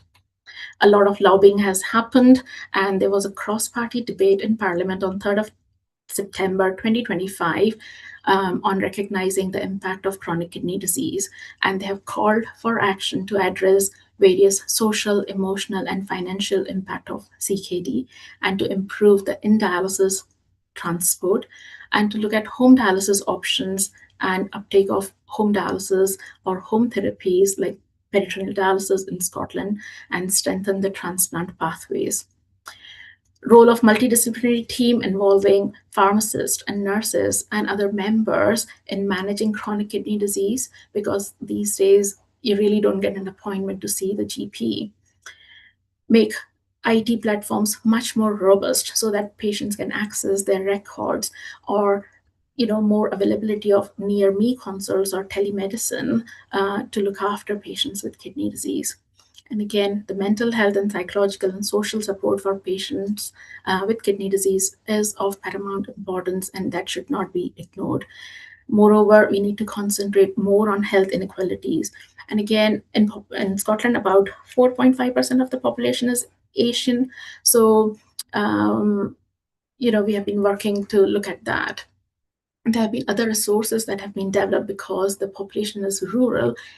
There are actually now new curriculums being developed, and doctors are being trained in rural health and care information, and so there are going to be trainees or more general practitioners who will be involved, and those probably can be trained to look after patients with chronic kidney disease in Ireland especially. So we have got a Scottish Renal Association, which is a group of multidisciplinary members that includes doctors, trainees, nurses, pharmacists, dialysis associates and all, not only from Scotland, but beyond as well. So we are basically a network of nephrology family across Scotland, and we meet. There's a conference yearly for 2 days, and everybody meets, comes and shares their learning experiences, their work, research work, audit work. So that way we actually share a lot of information amongst ourselves. We are affiliated to European Renal Association as well. So Scottish Renal Association has got a special part which is called Scottish Renal Registry. It's a national registry of patients who are receiving renal replacement therapy at the moment. So Scottish Renal Registry, they will report epidemiology and audits against recommended standards of care, and they promote excellence in renal care. All NHS renal units contribute fully, and all the data is published by Public Health Scotland and fed into the UK Kidney Association registry as well. So SSR complies reports for quality improvement, including audit and peer review, research, service planning, and teaching as well. So anybody who wants to do an audit, they can actually apply to SRR and get some data. So this is a snap of what the report was from 2025. So every year, Scottish Renal Registry will submit a report. So we know exactly what has happened. So the report in 2025 will tell what has happened in 2024. So that this year's report 2025 has not come out yet. So we know in 2024, 237 patients received a kidney transplant. 61 patients were using home hemodialysis. 182 patients were using peritoneal dialysis. 1946 people were using in-center dialysis. 615 people, they started kidney replacement therapy for the very first time. And 5,750 people in Scotland received kidney replacement therapy. We also keep record of patients who are not suitable for dialysis and transplant and receive conservative care, and the number was 308. We have also started keeping data about the vaccinations, so especially for COVID and flu vaccines, as to how many people have taken the vaccines. So the Scottish Renal Registry started collecting data from 1960, and all this data is available. So it tells you the annual incidence of patients starting kidney replacement therapy between 1960 to 24 and what modality was used. So you can see mostly it was hemodialysis before, a bit of PD, and transplant really started from this end at the bottom. Number of patients receiving kidney replacement therapy from 31st of December 1960 to 24 by modality of treatment. So now we can see more and more people have got transplant.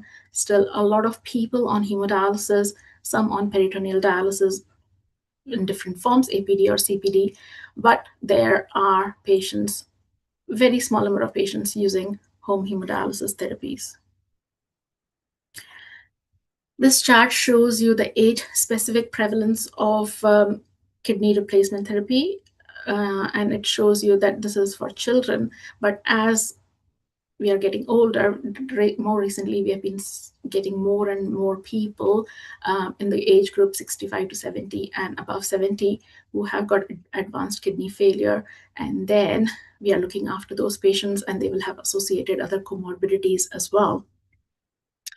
Number of kidney transplants performed in Scotland over all these years. So you can see there has been increase in the living donor transplant, and also if it was after disease donation, after brain death or circulatory death, that data is also recorded.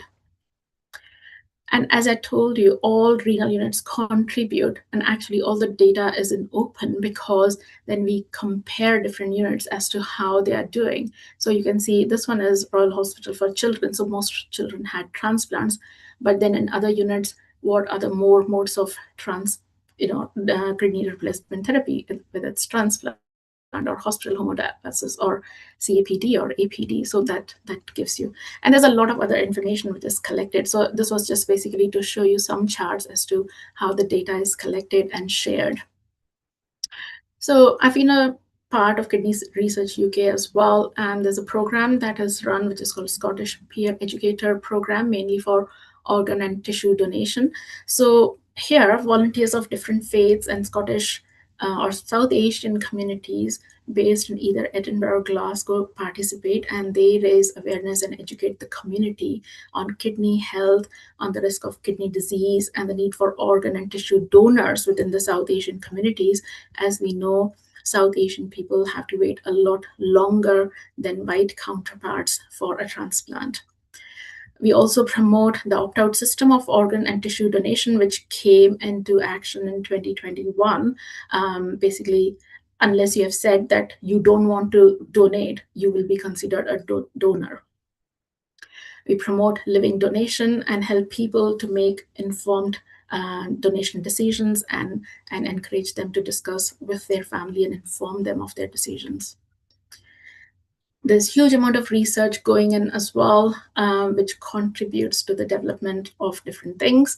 And I wanted to share with you that one of the transplant registrars from Aberdeen got an award last year in American Society of Transplant, and this was the first British doctor getting an award for bringing out research for breakthrough bedside test aiming to tackle transplant rejection, and that will then avoid doing kidney biopsies to diagnose rejection.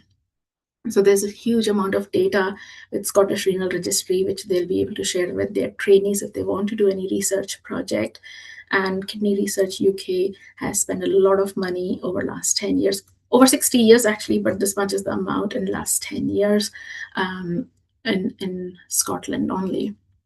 So the challenges for renal research is there's insufficient funding from government to do research projects, and there's heavy reliance on charities to support it. The procedure to apply for research are difficult, and there are lots of loopholes.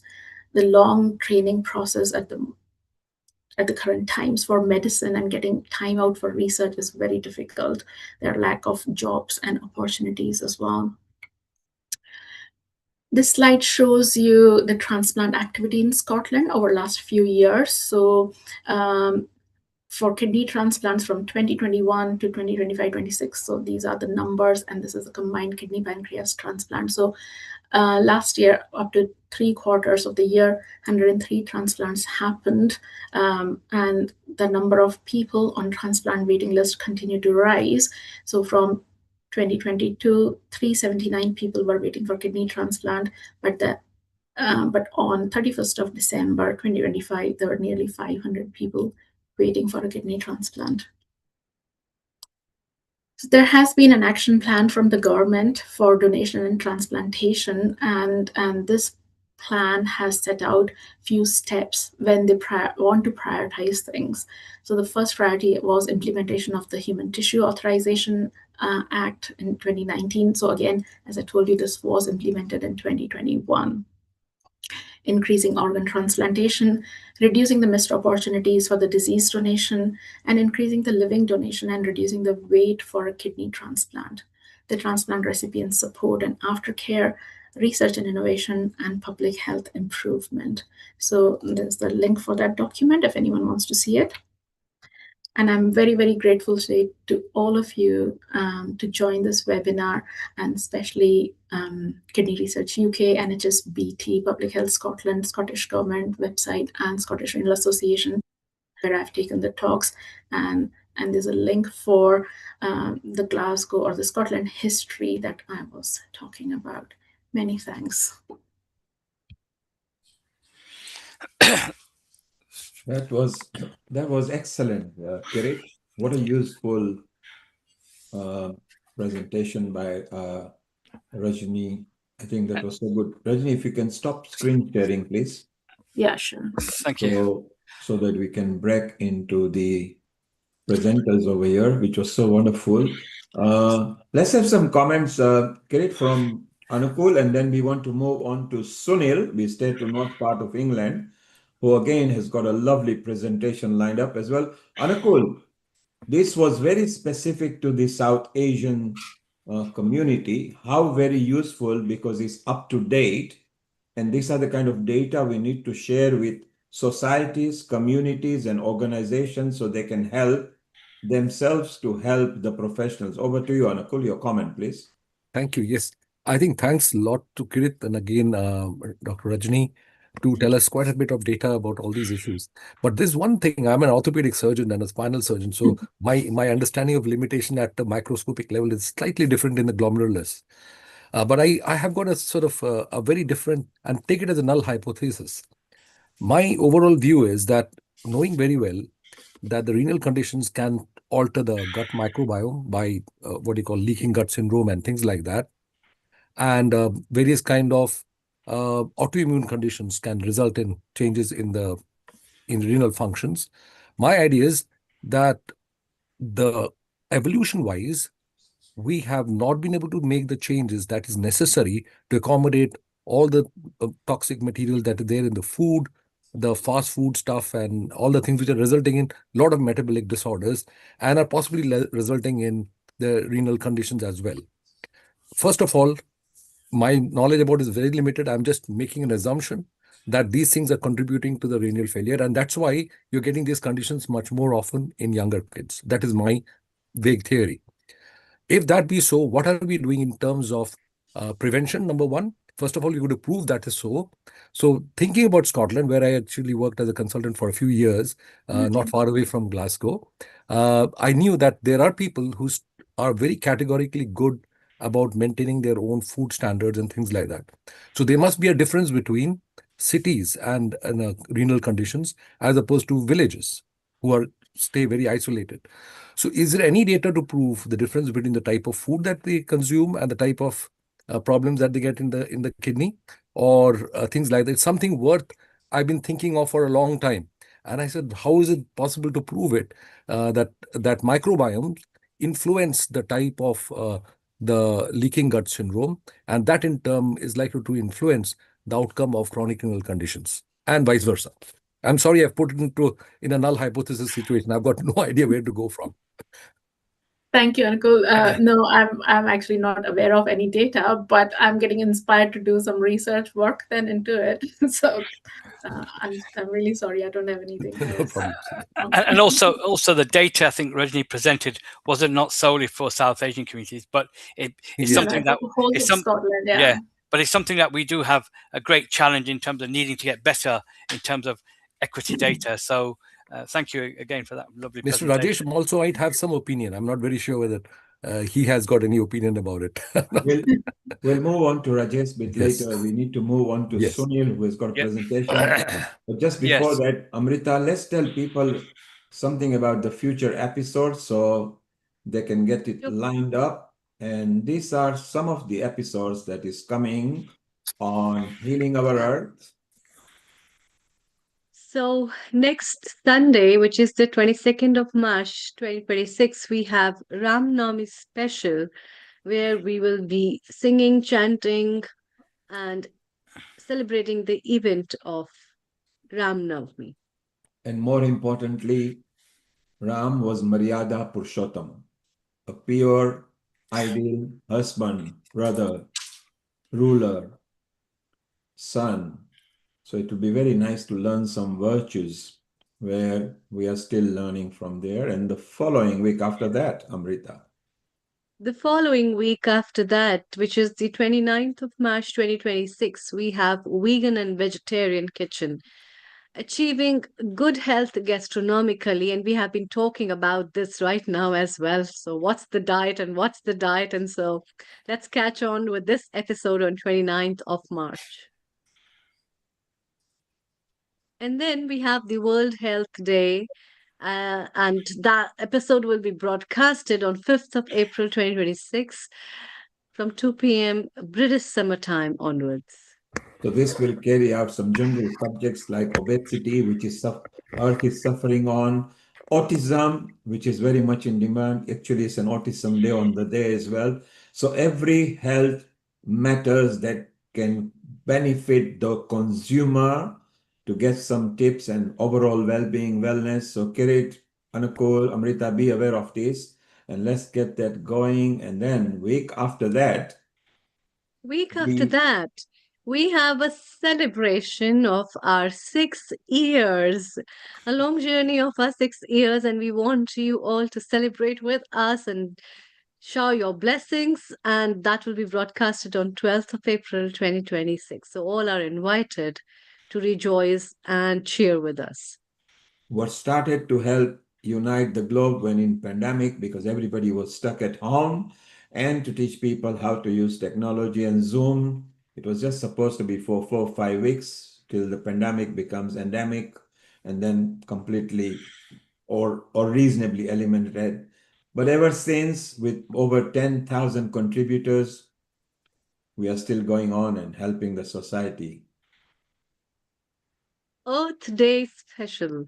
Our power is our planet, and therefore, this episode is exclusively broadcasted on 19th of April 2026 from 2 p.m. British Summer Time onwards. And there are much more episodes lined up throughout the year. For those who want to know more about them, just go to the future episodes at Healing Our Earth website and you will be able to actually see them.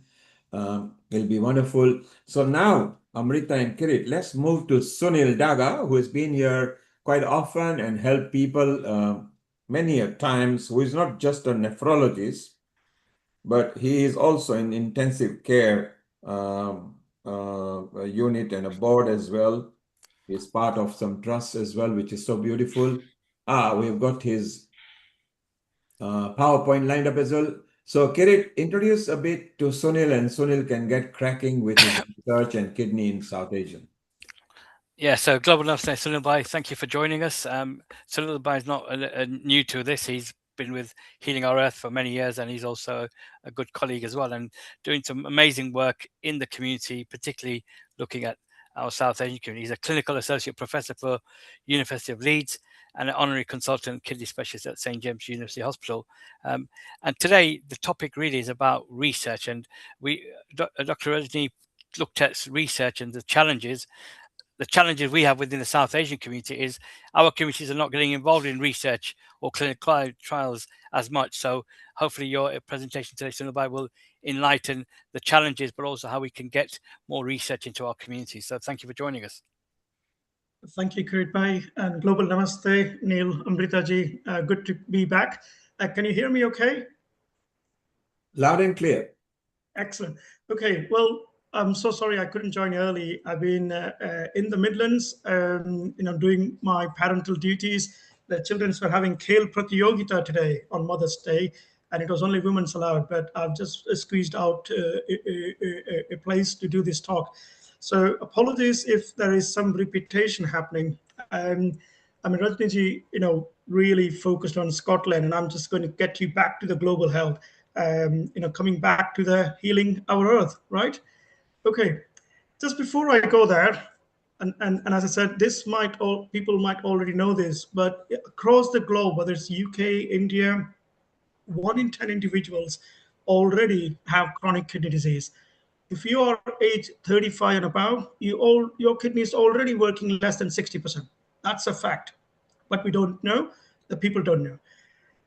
So that's a really big issue as why so many individuals over the time is getting into chronic kidney disease. Rajni ji showed you that Kidney Research UK has called this as global public health emergency, and very recently, World Health Organization has also endorsed this, that we need to tackle this. If we don't tackle, it's going to be a tsunami of health issues coming. This is what is a very sad news, actually. Currently, kidney disease is number 12 cause of premature death. What that means is we are dying sooner than the expiry date set by the God or the nature. We are dying sooner because of chronic kidney disease, and chronic kidney disease is number 12 death. If nothing changes, if we don't change, if the society, community, healthcare doesn't change, by 2040, it's going to be the 5th commonest cause of death. Now, believe me, it's already affecting a lot of individuals, whether you're an orthopedic surgeon, heart doctor, diabetes doctor, you're going to see a lot more kidney disease, and we will see a lot more individuals both in UK and back home. Now, one of the things was earlier mentioned, what has changed over the years? Now, this is a map of India. Now, why am I showing you a map of India when I'm practicing in UK? Well, 18% of population in UK is ethnic minorities. If you look at kidney transplant waiting list, almost 1 in 5 people who are waiting for kidney transplant in UK come from South Asian heritage. So what's happened? The map you got here is literally in 10 years, the Indian states have turned red. You can see red is a bad color, a danger color. What this is showing is number of people dying with kidney failure.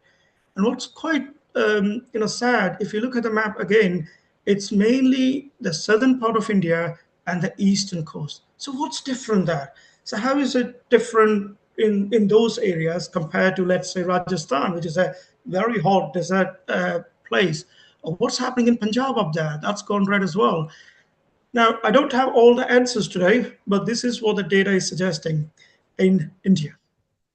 This is what the data is from UK.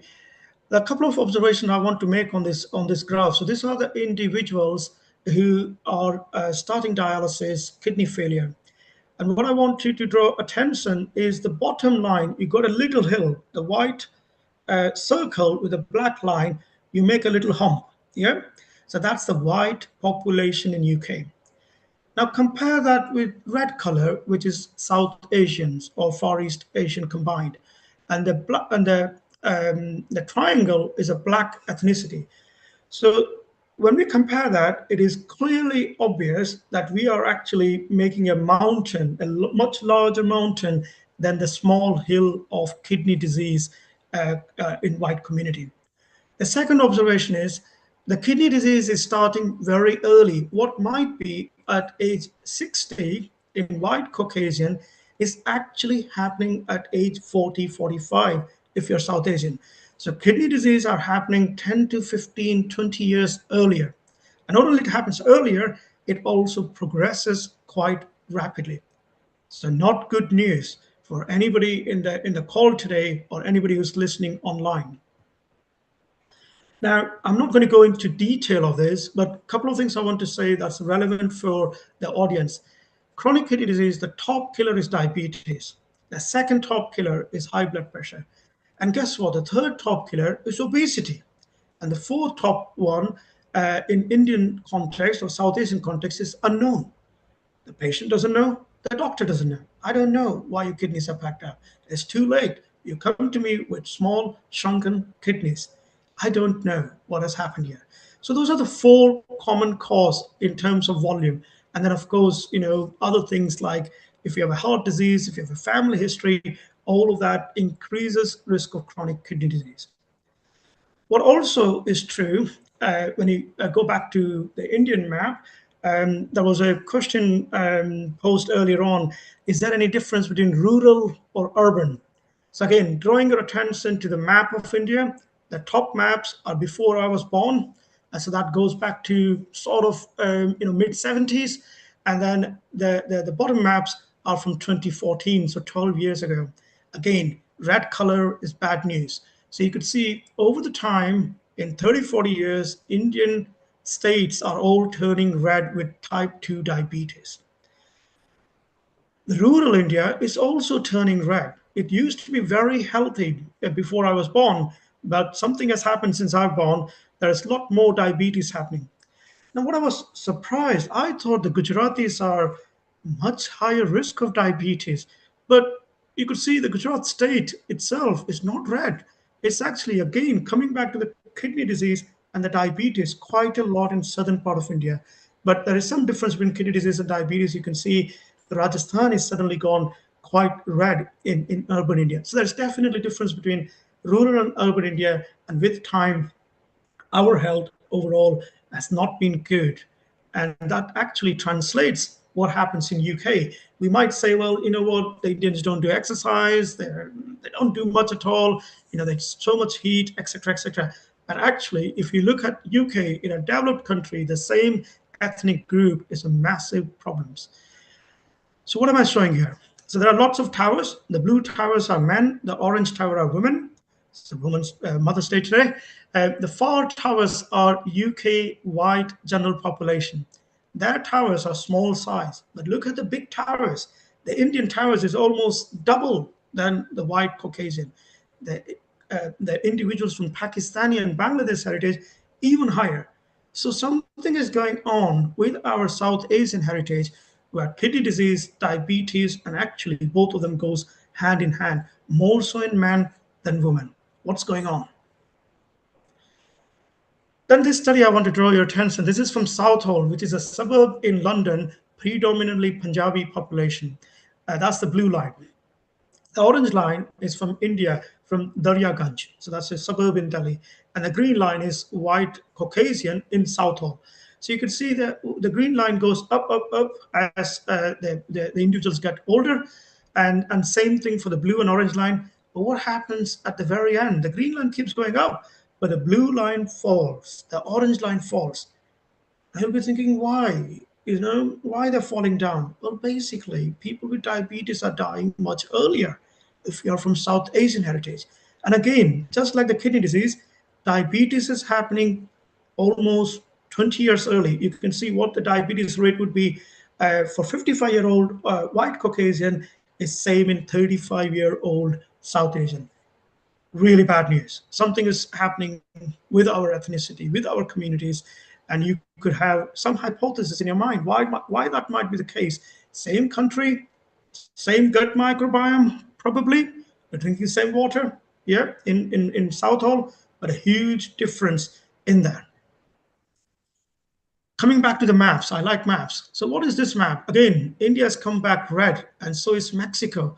So these are the hotspot of unknown cause of kidney failure. We already know diabetes, hypertension, and heavy weight is causing kidney disease, but also in Indian territory, a lot of unknown cause of kidney disease. Now, there are many hypotheses going on that. One of the one I found recently is skin whitening cream has high mercury. There was a study done in Indian airport with all these very expensive creams that do not declare how much mercury is in there. And the researchers found that actually those creams have a lot of high mercury and could contribute to high prevalence of kidney disease. Now, the challenge with kidney disease, I'm sure it's been already mentioned, it's a silent disease. You don't get any symptoms until the kidney goes below 10%. So you may be having something applying on your skin, you might be eating something, you might be at some risk factors, silently is going on, and one good day you feel knackered, shattered, headache, and boom, your kidney is 6%. So that's the problem. So please be careful, use natural things, eat natural food, cook yourself. Ultra processed food is no good. Red meat also has been attributed to increasing chronic kidney disease. So there's a lot of things that research are looking into, but I'm coming to just last few slides as I'm just putting you a case as why research is important. Coming back to the theme of this World Kidney Day, which very much relates to healing our earth. So World Kidney Day has been celebrated for the last 20 years, and this year the theme is about protecting the planet. How come kidney disease is affecting the planet? We actually are contributing to a lot of green gas in here. So just a single dialysis session, okay? Individuals do 3 dialysis sessions a week to stay alive. And some individuals can be there for 5 years, 10 years in UK. And just a single dialysis session is driving a car for 240 kilometers. So I think I might be midway, Rajni, on the way to Glasgow from Leeds. And if I go back and forth, that is 2 dialysis sessions. So that's a lot of CO2. For 1 dialysis session, you need 350 to 500 liters of pure water, not any water, a lot of water purification. So that's not a good news. We already are not got enough water for people to drink.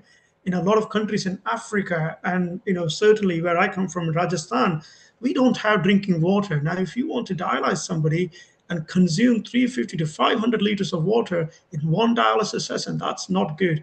So what can we do? So on the bottom part, the research suggested that if again, the red tower is hemodialysis. That's bad news.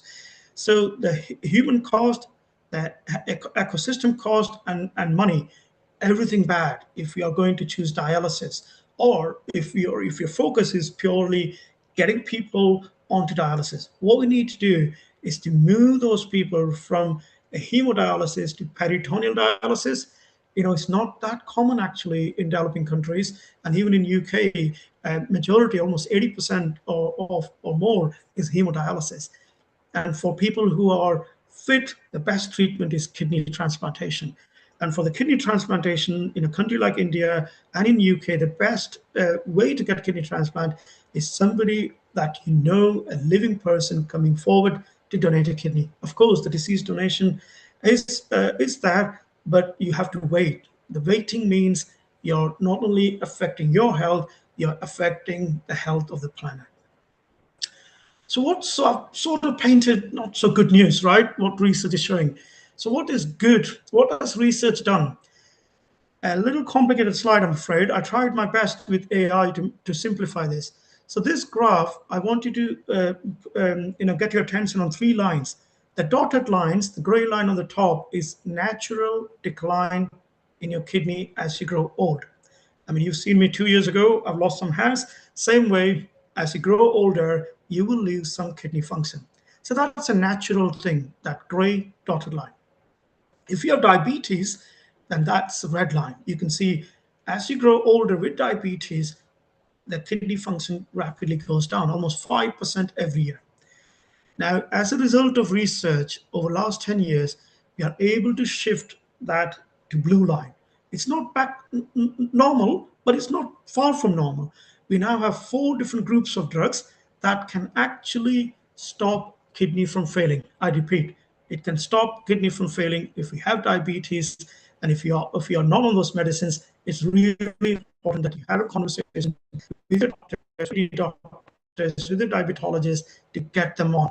The challenge we have is the research is one thing, the implementation of these drugs is in itself a challenge. There is a lot of implementation science going on, a lot of rationalizing. Do I do a knee replacement, or do I give these drugs that will prevent the kidneys? So there's constant conflict, constant push and pull of various different treatments happening in a public health service like NHS. The net result is only 5% of eligible people are on this full treatment. And what that means is that individual's kidney is going to go down and they will end up on dialysis. So this is the first time in my life as a kidney doctor, I am actually positive that we could do something about the kidneys, but it can't be done just in the kidney department, because a lot of this needs to happen in the GP practice, in anybody and everybody really to look after. The second thing, the timing of these drugs are really important. Very busy slides, but I don't want to go into detail. What this slide is showing on the top, the blue line is if you have this drug compared to the orange line on the top that falls rapidly. If you get this drug when your kidney is working 50, 60%, you don't need dialysis almost for 20 odd years, 26 years. As compared to if you start the same medicine that is shown in research, when your kidney is at 30%, you can save about 6 years. So what's the key message? Kidney disease is silent disease. Research shows that if you get the drugs earlier, that means you have to go to the doctor and have your simple blood test, a simple re-sample, and get these drugs when you're feeling well, not when you start feeling unwell. Whatever your kidney functions are, I really hope you all know what your kidneys are doing. If you have diabetes, if you have high blood pressure, if you're obese, overweight, if you're a smoker, if you have family history, you should know how much your kidney is working. If you know your kidney function is less than your age, you need to get on these medicines. So my urge to anybody who's listening is please consider be part of research. It's a big issue. Kirit mentioned our communities not only have poor health, and we don't understand. We try and treat everybody same with the same medicine, same approach, whether you're white, whether you're black, whether you're ethnic minority. We know that we are different, so the drugs don't necessarily work to the same extent. If you're not part of the research, you're going to get a bad deal, a bad health and a bad deal with the medicine. I'll just put some statements there. Even if you feel the research, you're a guinea pig, so be it. It may not help you, but it will help your generation and your communities. And what we are doing research today is treatment for future. The slides I showed you, if people wouldn't have participated in this research, we wouldn't get this medicine to slow down the kidney failure. It's really, really important. Please don't fear. I've participated in 5 research studies myself. My wife, even my mother, when she visited from India, she participated in study in UK. And my children are part of this. It's really important that we contribute to the societies by simple blood tests, by simple participation in research. That will help all of us. That's all I have. I'm very happy to take question. I hope that was enough to provoke some questions. You always sort of provoke thinking, and also you produce some latest studies and research that our communities rarely get the information on. So I think this is useful for sharing this wider within our communities. And again, we're promoting a lot of people getting involved in research, because that's where we have to drive that change. Shall we bring Rajni in as well? Dr. Rajni, who Sunilbhai, you know Dr. Rajni, you're a colleague in the nephrology area. And Yeah, know the we are whole friends. family. We haven't seen each other for a long time, but yeah, nice to see you, Sunil. Yeah, thank you, Rajni. And is Dr. Rajesh, sorry, Dr. Rajesh, are you still with us? No, he's not here. But Okay. Oh, Rajesh is here now. He's back. Okay, great. So I think it'd be a good opportunity to kind of start looking at this, the research that's been posed, the presentations. But one of the questions that came up earlier, Sunilbhai, was, what's what the prevention element of it? How can one, how you've already raised it in terms of diabetes, salt intake, blood pressure. How do you reinforce that message into the community? Behavior change. How do we get that message? Well, that's really hard. I'm not going to talk on behavioral change, but I think, whether you're religious, non-religious, whether you're scholar, not scholar, looking after your possession, the most valuable possession in your body. If you're not going to look after your body, I'm afraid you're not going to be able to look after your family or the planet. In terms of how do we shift that? I showed you how the map of India has changed before I was born and where we are now. I guess a lot of this is result of various behaviors, whether we are overeating, whether we're doing less exercise. I mean, I'm really sorry, I don't need to say that. Those are common sense, logical things that, get on your bike, eat healthy. And it's not, when you get those habits, it's going to help everybody in the family. I see that my daughter is 10-year-old, she's like dragging me in these days. So I think there is a good future, I feel. In terms of other prevention, I worry when I go to developing countries, particularly in India, is access to medication is so easy. You can just go and buy a lot of things. It's causing a lot of trouble already on things like antimicrobial resistance, but actually a lot of these drugs can cause kidney damage. A simple antibiotic. When I go to India, I used to have a shopping list of a lot of medicines. When I used to come back, no longer. I don't get anything because I'm so paranoid that I don't want to take any medicine that is going to upset me. Even a Brufen, even a skin whitening cream, all of this has been associated with chronic kidney disease. And I don't want to hammer, the gut microbiome is important, Uncle Jay. We are, Rajni, you're very welcome to join us. We're going to start a study in Leeds, looking at advanced kidney disease, how, it's a two-way channel, as I said, Uncle Jay. If you have kidney disease, your gut is bad. If you have a gut, then other way around. So I guess some of the bacteria that maybe, the reason it's so much of red color in Indian map, it may be the gut microbiome was changed in those communities, but we don't know until we do research. I think we do need to do a lot more epidemiological research, a lot more, clinical trials until we know. Sorry, long answer, Craig, but I think we all have a responsibility. Great, no, thank you. I think it's important, particularly even the diabetes medication that you mentioned. Again, I sit on our ICB diabetes group as a patient representative, and it's still concerning that the latest medication is not being prescribed to our patients, particularly, and it's about educating, advocating on their needs. Neilbhai, sorry, Rajesh, go for it. Yeah, sure. Hi, Sunil. It's good to see you. And yeah, nice talk. So the one thing I would say in addition to what Sunil said was that it's also healthcare care delivery systems problems as well. Because in the last 4 decades, we are good at saying no. So which means you can't eat this, you can't eat that, you can't do this. So therefore, really, the patients often come with the perception that they just have to stop doing everything what they're supposed to enjoy. And the reason I say that is I work with Kidney Care UK, which is a patient organization in UK. And one of the things we did with them was what we call as a kidney kitchen, which is led by a patient actually called Deborah. And it's got now cuisines which patients can have, which means there's Caribbean cuisine, Indian cuisine, and I just messaged Amrita and said I'll connect with them. Now, the problem is that the quality of life as part of quantity of life, what we offer, there was a big mismatch, including transplant, okay? So it's only in the last 2 decades we are really talking about it. And we even researched only in the last 15 years about the quality of life. So I think I wouldn't say that it is fully the family or the patient who are sort of not taking responsibility. It's the way the healthcare systems and professionals weren't up to date in offering advice because we plan for a group. We don't plan for an individual. When we make a guidelines, it is not for an individual.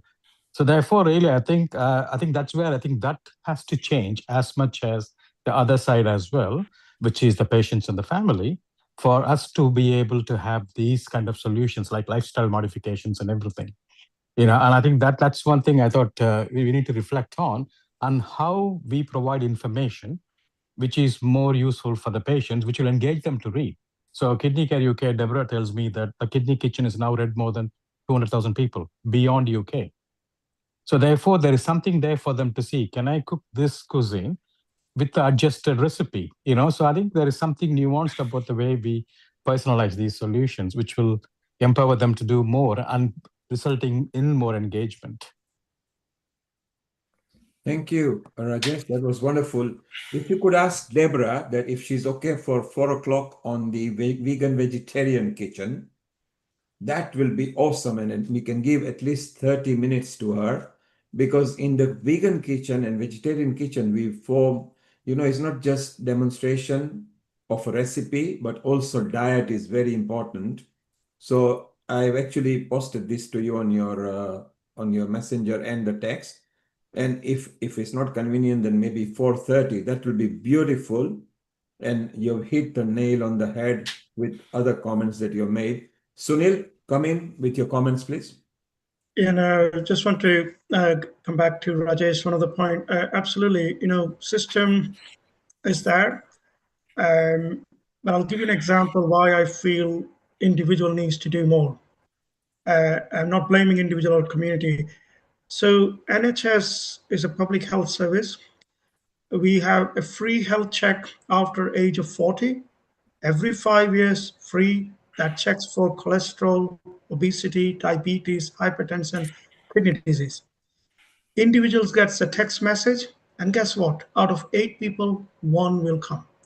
Second message, third message, ignore. It might be health literacy, digital literacy, whatever you want to think, but there has to be a honest. What the study shows, if you come for a health check, which is free, you get all of this diagnosed early. Your life expectancy gets better. I appreciate that the system is not perfect, but I'm afraid we live in a very imperfect world where patient, communities, healthcare system, none of them is perfect. Sure. I asked the same question about NHS health check to NHS health workers, and they are not aware of it either. So I'm like, what's going on here? Our healthcare workers themselves are not aware. How do we expect public to know? Of course, if we get the messages, you got to go. Now, diabetes, individual diabetes, we give a urine pot. Yeah. How many of them get it done? Out of 2 patients, 1 will give a urine sample. Why? Because they need to go and pee in the bottle. Everything else, they'll be happy. Blood pressure, nurse is doing, blood test, nurse is doing. But one thing that we want them to do, they don't do. Only 50% of people with diabetes deposit urine. If you have a high blood pressure, and if you give a urine bottle, out of 10 people, only 1 person will give it the urine back. So please, take it serious. You might feel well. You might feel it's a waste of this wee sample, It's done really important. All the medicine that I've told you, you can access only if you have a urine sample. So how are we going to improve that? A lot of people tell me that giving a V is a distaste. It's not great thing to do is to give a urine. Well, we're talking about kidney disease. How else you will know if you have a kidney problem? So V is really important message. So yeah, I totally agree. System has responsibility, but individuals have even more. But I think also I tend to agree with both of you that still we need to advocate and educate the patients in terms of what are their options, what can they do? Because again, you're right. We're doing a lot of work around health checks and making sure people go and get them. But again, you can only do that. Prathibha, I'm going to just bring you in because you've been here all day today. Obviously, you're a kidney patient yourself. What are this? You're a vegetarian, so diet-wise. But what are the challenges that you feel it's challenging? Obviously, we talked about mental health earlier, so we don't want to go there. But what are the things that other patients could be learning from your experience? I actually agree with Sunil to a lot of extent that the NHS does provide a lot of information, but I think our community actually are probably a little apprehensive about giving their samples of anything, and there is a lack of awareness about what these samples can actually do for them to make their life better. I, for one, have realized since I was diagnosed that giving a sample it gave me 22 years before going on dialysis. And the only reason why I went on dialysis was because of my hernia. And because that hernia needed operating, there was like no other choice because the kidneys just would not have been able to cope with that big operation. And since then, since the transplant, which I've had only 6 months ago, I know, thank you, Sunil. He's actually known me for a long time as well. So for I think just at the beginning of COVID, we had, as a family, changed our diet drastically.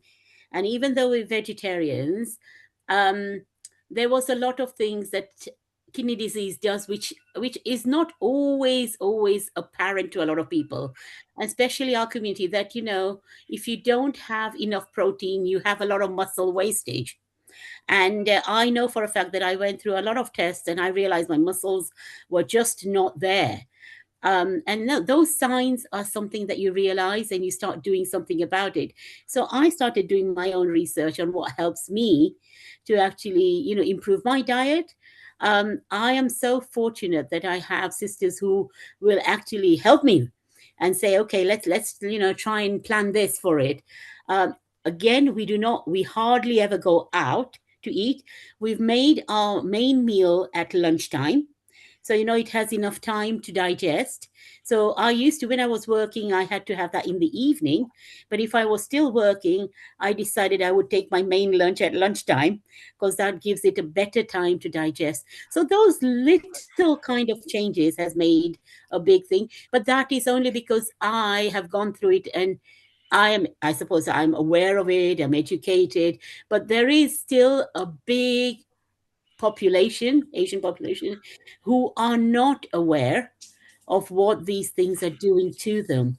And that's why I think, Kirit, we probably need to start off having a pilot project or something like that in Leicester, because we've got a major ethnic community, and do it on a regular basis where this awareness is creating independence and a lot more sort of, strength to the person before they make a decision. They want to look after their health.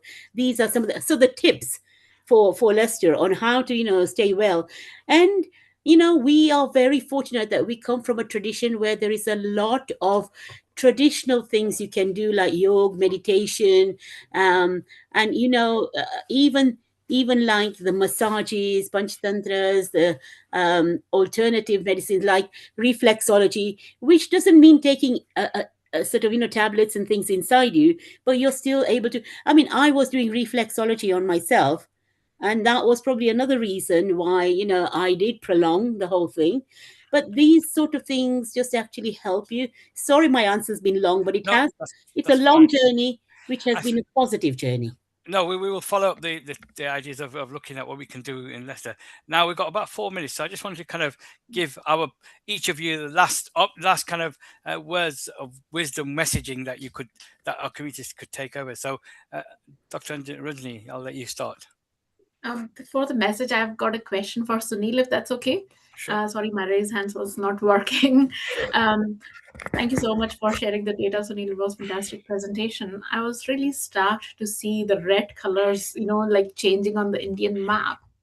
What my understanding is, or what we say here, sitting here saying, is the Southeast or like South Asians genetics, which are making you prone for diabetes. But what is changing there in India? Like, what is the role of genetics there? Or are the genetics changing because the way people, or maybe with their lifestyles? What do you think? Yeah, no. So again, that's where we need to do research, but I feel it's more of epigenetics. So what that means is the environment or the food or the combination of things that alters how the genes behave, rather than necessarily a genetic disorder. I think it's probably more of epigenetics with the changes that has happened since India opened its door to all the fast food and all sort of things. But also, you're right, unless we do research to look at the genes, we would not know. Now, I don't know when things will happen in India, but I am quite excited in UK. There is a larger study going on called Our Future Health. It's recruiting 5.5 million people from UK. And I'm one of the ambassador promoting people, probably everybody in Leeds of NAG, go and get your bloods done. So you could just go in 10 minutes, go and give your blood, and they will chase your history 20, 30, 40 years. So in 30, 40 years down the line, I believe we will have genetic linkage, genome sequencing, linking if something happens to me or other people. Great. So yeah, I think that is something there on genetic side, but probably more epigenetic. Thank you. Sonabhai, I'll let you give your last comment really before we close this session. Well, my message really is anybody who's listening, you're now educated, empowered, and you are the champion. So please spread the message of getting your health checked when you're well, not when you start feeling unwell. Because there's lots of silent disease, from diabetes, hypertension, kidney disease. They're all silent disease, and cholesterol, all silent disease. Without a simple blood check, we will not be able to help you. Thank you. Dr. Rajni? Self-care is important. Look after yourself first before looking after yourself, and give importance to yourself. Self-care is not selfishness. Parthiban?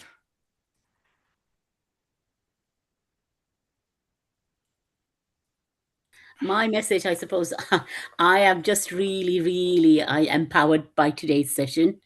And I will definitely take it out there in the community to create a better awareness. Amazing. Anukul, you've been here all day. Obviously, you've heard lots of presentations. So go on, what's your takeaway? I loved every bit of it. I have one interesting comment and an example. About 4 years ago, I was never known to be diabetic. I never had a problem like that. 4 years ago, I went to my brother in India, who is a pathologist, and he checked me up. I always will get it done by him. And he said, "What's gone wrong with you? You have, your sugar is all up the rocket." I said, "What's happened?" I never knew anything like that. I'm not one of the big eaters, but as a typical surgeon, I used to leave in the morning home. I never used to eat anything. I used to do the surgery right till the end of 7 or 8 in the evening. And at the end, if I felt like eating at something, the only thing I remember I used to eat in between were biscuits that were lying all over the place, or sitting in the car and eating.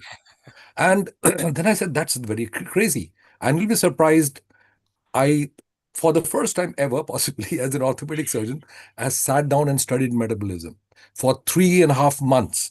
And of course, we used to have a lot of our friends coming and discussing things. And none of my colleagues, who were all doctors and consultants, None of them agreed with each other anyway. So I said, hang on, what's going on here?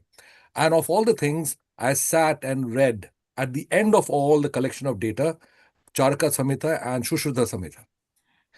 Everything is there. Everything is there. And all the research works that have been coming out, including getting Nobel Prizes, they're all written there, including the microbiomes and things like that. And it's amazing. It's only after then I did everything possible. My brother gave me a whole lot of tablets to eat. I took it only for 4 days. I said, it's not possible as this orthopedic surgeon to be having these tablets all my life. Forget it.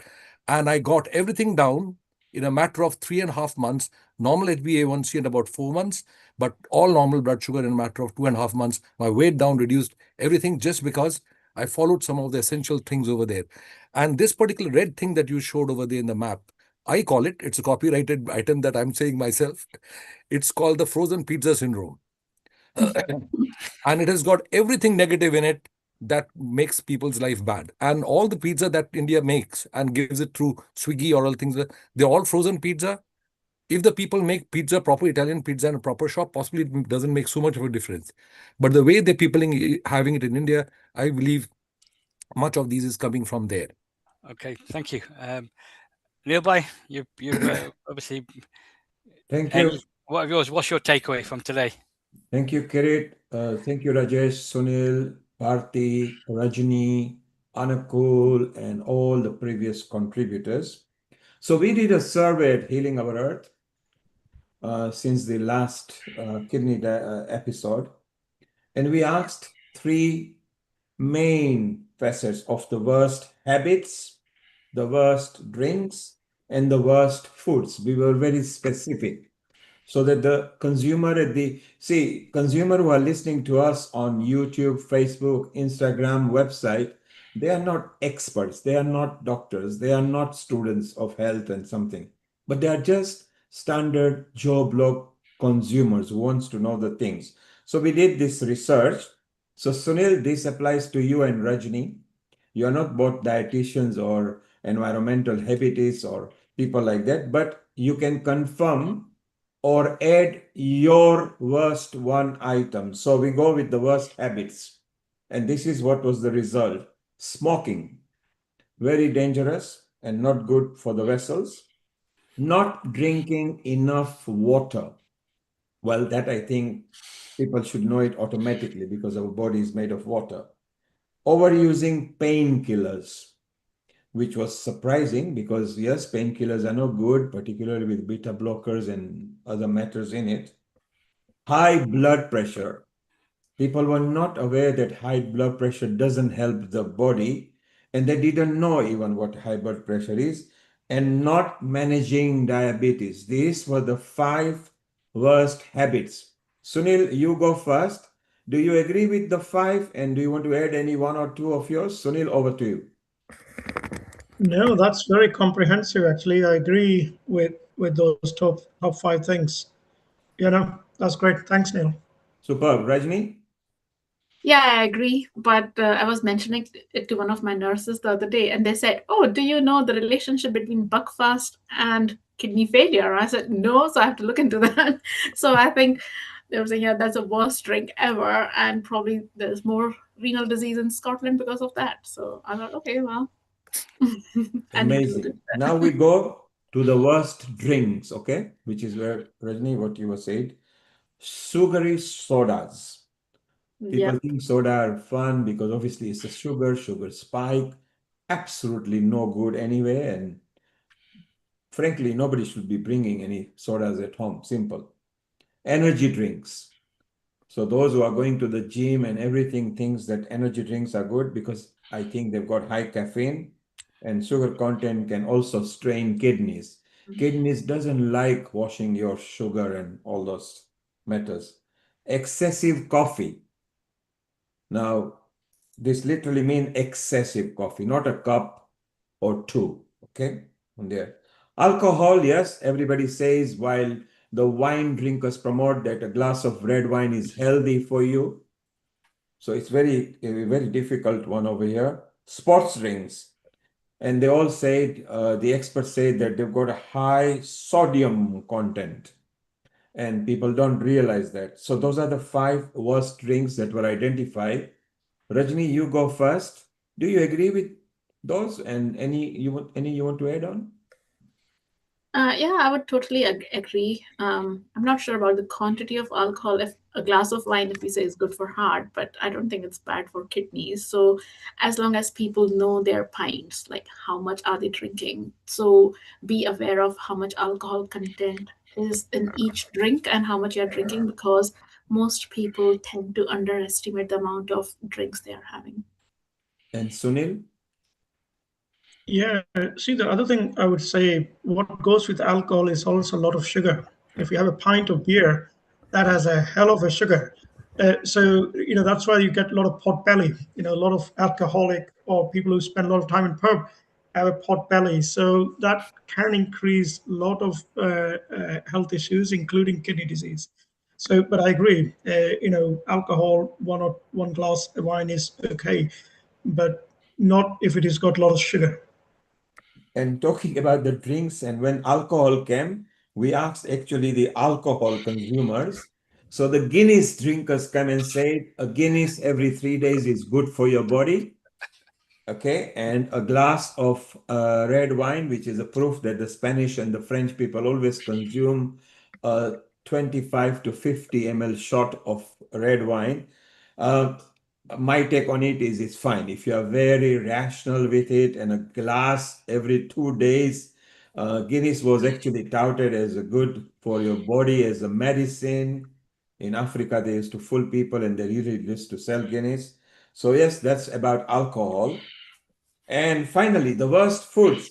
These are important because human being drinks, eats, and have got bad habits, so it can help. And processed meats, particularly bacon and sausages, very high sodium and preservatives in the current food market, okay? So effectively also red meat, high sodium foods like canned soups, instant noodles. If in India, noodles, everybody wants to be on a noodle, quick. Students, they just want to go on a noodles. Yes, good. It's good temporarily while you're eating it, but not good for your body, what's happening later. It also used to follow with high blood pressure. Red meat, again, excessive consumption is no good. Those who are vegan, vegetarian don't have to worry too much, but those who are meat eaters. So, and it was a direct link to kidney strain if you heavily ate that every day. Food high in oxalate, spinach, beetroot, can contribute to kidney stones. And this is what the experts said, wherein beetroot is supposed to be good. You should be eating it maybe every other week.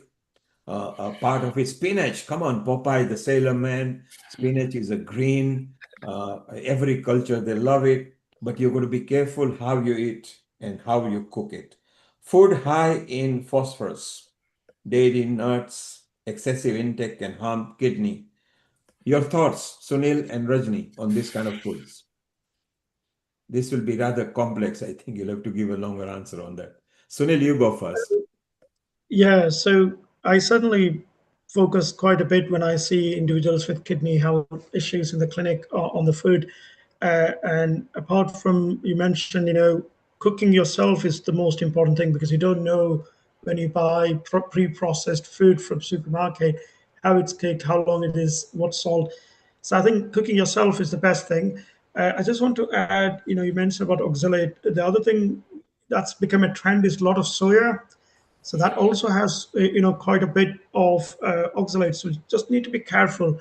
And the third thing, I guess, the new trend is a lot of people want to have good muscles, and they are having lots and lots of creatine supplements. Now, I try and say my patient, Raji, please do share your own thoughts on this. But I say, try and have vegan or vegetarian source of, the creatine. But again, if you can avoid, that's good. But if you do, and not to have the animal source of creatine, because it can mess up with the test, but also longer term consumption can contribute to chronic kidney disease. Rajni? Yeah, I agree with you, Sunil. For spinach and beetroot, if you've got normal functioning kidneys, then I don't think restricting those food will be helpful in preventing kidney failure. I mean, diet is more important when somebody is known to have kidney disease, and then certain type of food that has to be avoided. But if you're normal, I don't think restricting any of these foods will be beneficial for you. I think rather they'll be harmful for you if you're not having enough of those. Amazing. So this was the worst habits, food and drinks. In kitchen episode, we'll concentrate on good foods and better foods and things. My favorite is kidney beans. You can have kidney beans every other day. If you had 300 grams of kidney beans, properly cooked, of course, because kidney beans needs to be cooked correctly. Avocado is very good. Celery is very good. A big carrot a day with an apple is good as well. And bit of protein-based yogurt. So we'll talk about good habits and everything. Anakul, you eat and drink as well, but because while you were a surgeon, you forgot everything. I hope you got your some on tips on this as well. I've one comment to make. I've got one comment to make. When it comes to our seeing the patients and talking to them and advising them or educating them, I found them to be very consistently unhelpful in the long run. They can they can hear you in the clinic, they take it on and they understand it, but by the time they go and after a few days, it's all gone. And I know that we are very much conscious of the evidence-based medicine or value-based medicine or narrative-based medicine. The ultimate way of I found was it has to be a motivational-based medicine. You have to be able to make the person change internally and hardwire it, which happened to me. After read all that for 2-3 months, I said, hang on, this is not going to do. Something funny happened to me was I asked myself, do I really need to eat it? I started asking. So in other words, in the Vedantic system, you finally ask, am I eating for my senses or am I eating for my body? And that is a major transformation that took place when of course, I've been studying Vedanta before, but never practiced in that sense. But once I read it all, I got hardwired to such an extent that when I see any food, I don't like it. I don't want to have a sight of this. That was a major change in me when it came to the way I transformed myself. And I think that holds true for all motivational type of treatment. And I ask the patients that way. I'm not going to tell you, and you're not going to get better in 2 days. You have to tell me whether you want to get better or not. You're going to decide. Absolutely, Anakul. It's mind over matter. Once you look at a drink and you say you are going to consume poison, or a food and you know you are consuming a poison, because you would never consume anything from a bottle which has got poison written on it. So that is a quantifiable, but because what you can't see elsewhere, and eat the food as medicine, then you will be very happy, your body will be stable. So Kirit, how do you keep stable? And is there anything you practice or you just plodding along and enjoy whatever you like? Everything is good in moderation, as they say. But no, I think it's you have to practice what you preach. So I've looked at my weight, I've lost weight. Also, in terms of timings of food, it's changed as well. So I think from eating very late to kind of changing and I think the most important for me is looking at, cooking, starting to cook more rather than the takeaways. I think that's really been, because when you're a single man living on your own, it's easy to get your takeaways, but now it's changing that way of thinking. But I think this session today has been really valuable, and also the information going out there to the people viewing today is really about looking after your kidney and your health is been the key messages, and I think we've got to keep that message going, really. Yes, brilliant. We had very exciting speakers. We had very good comments from everybody. So it's so wonderful. Well, it's time to close now. My one tip to everybody is when you think you are hungry, you might be thirsty. So have a glass of water. In case if you do consume your normal household glass is 250 ml, then don't eat immediately after. Wait for 20-30 minutes and you will find that sometimes you are just thirsty instead of hungry. Anakul, Gayatri mantra from you and we close today. Thank you. Om Bhurvatsvaha Tatsavitur Varenyam Bhargo Devasya Dhimahi धिययूनः प्रचोदयात्. ॐ भूर्भुवः स्वः तत्सवितुर्वरेण्यं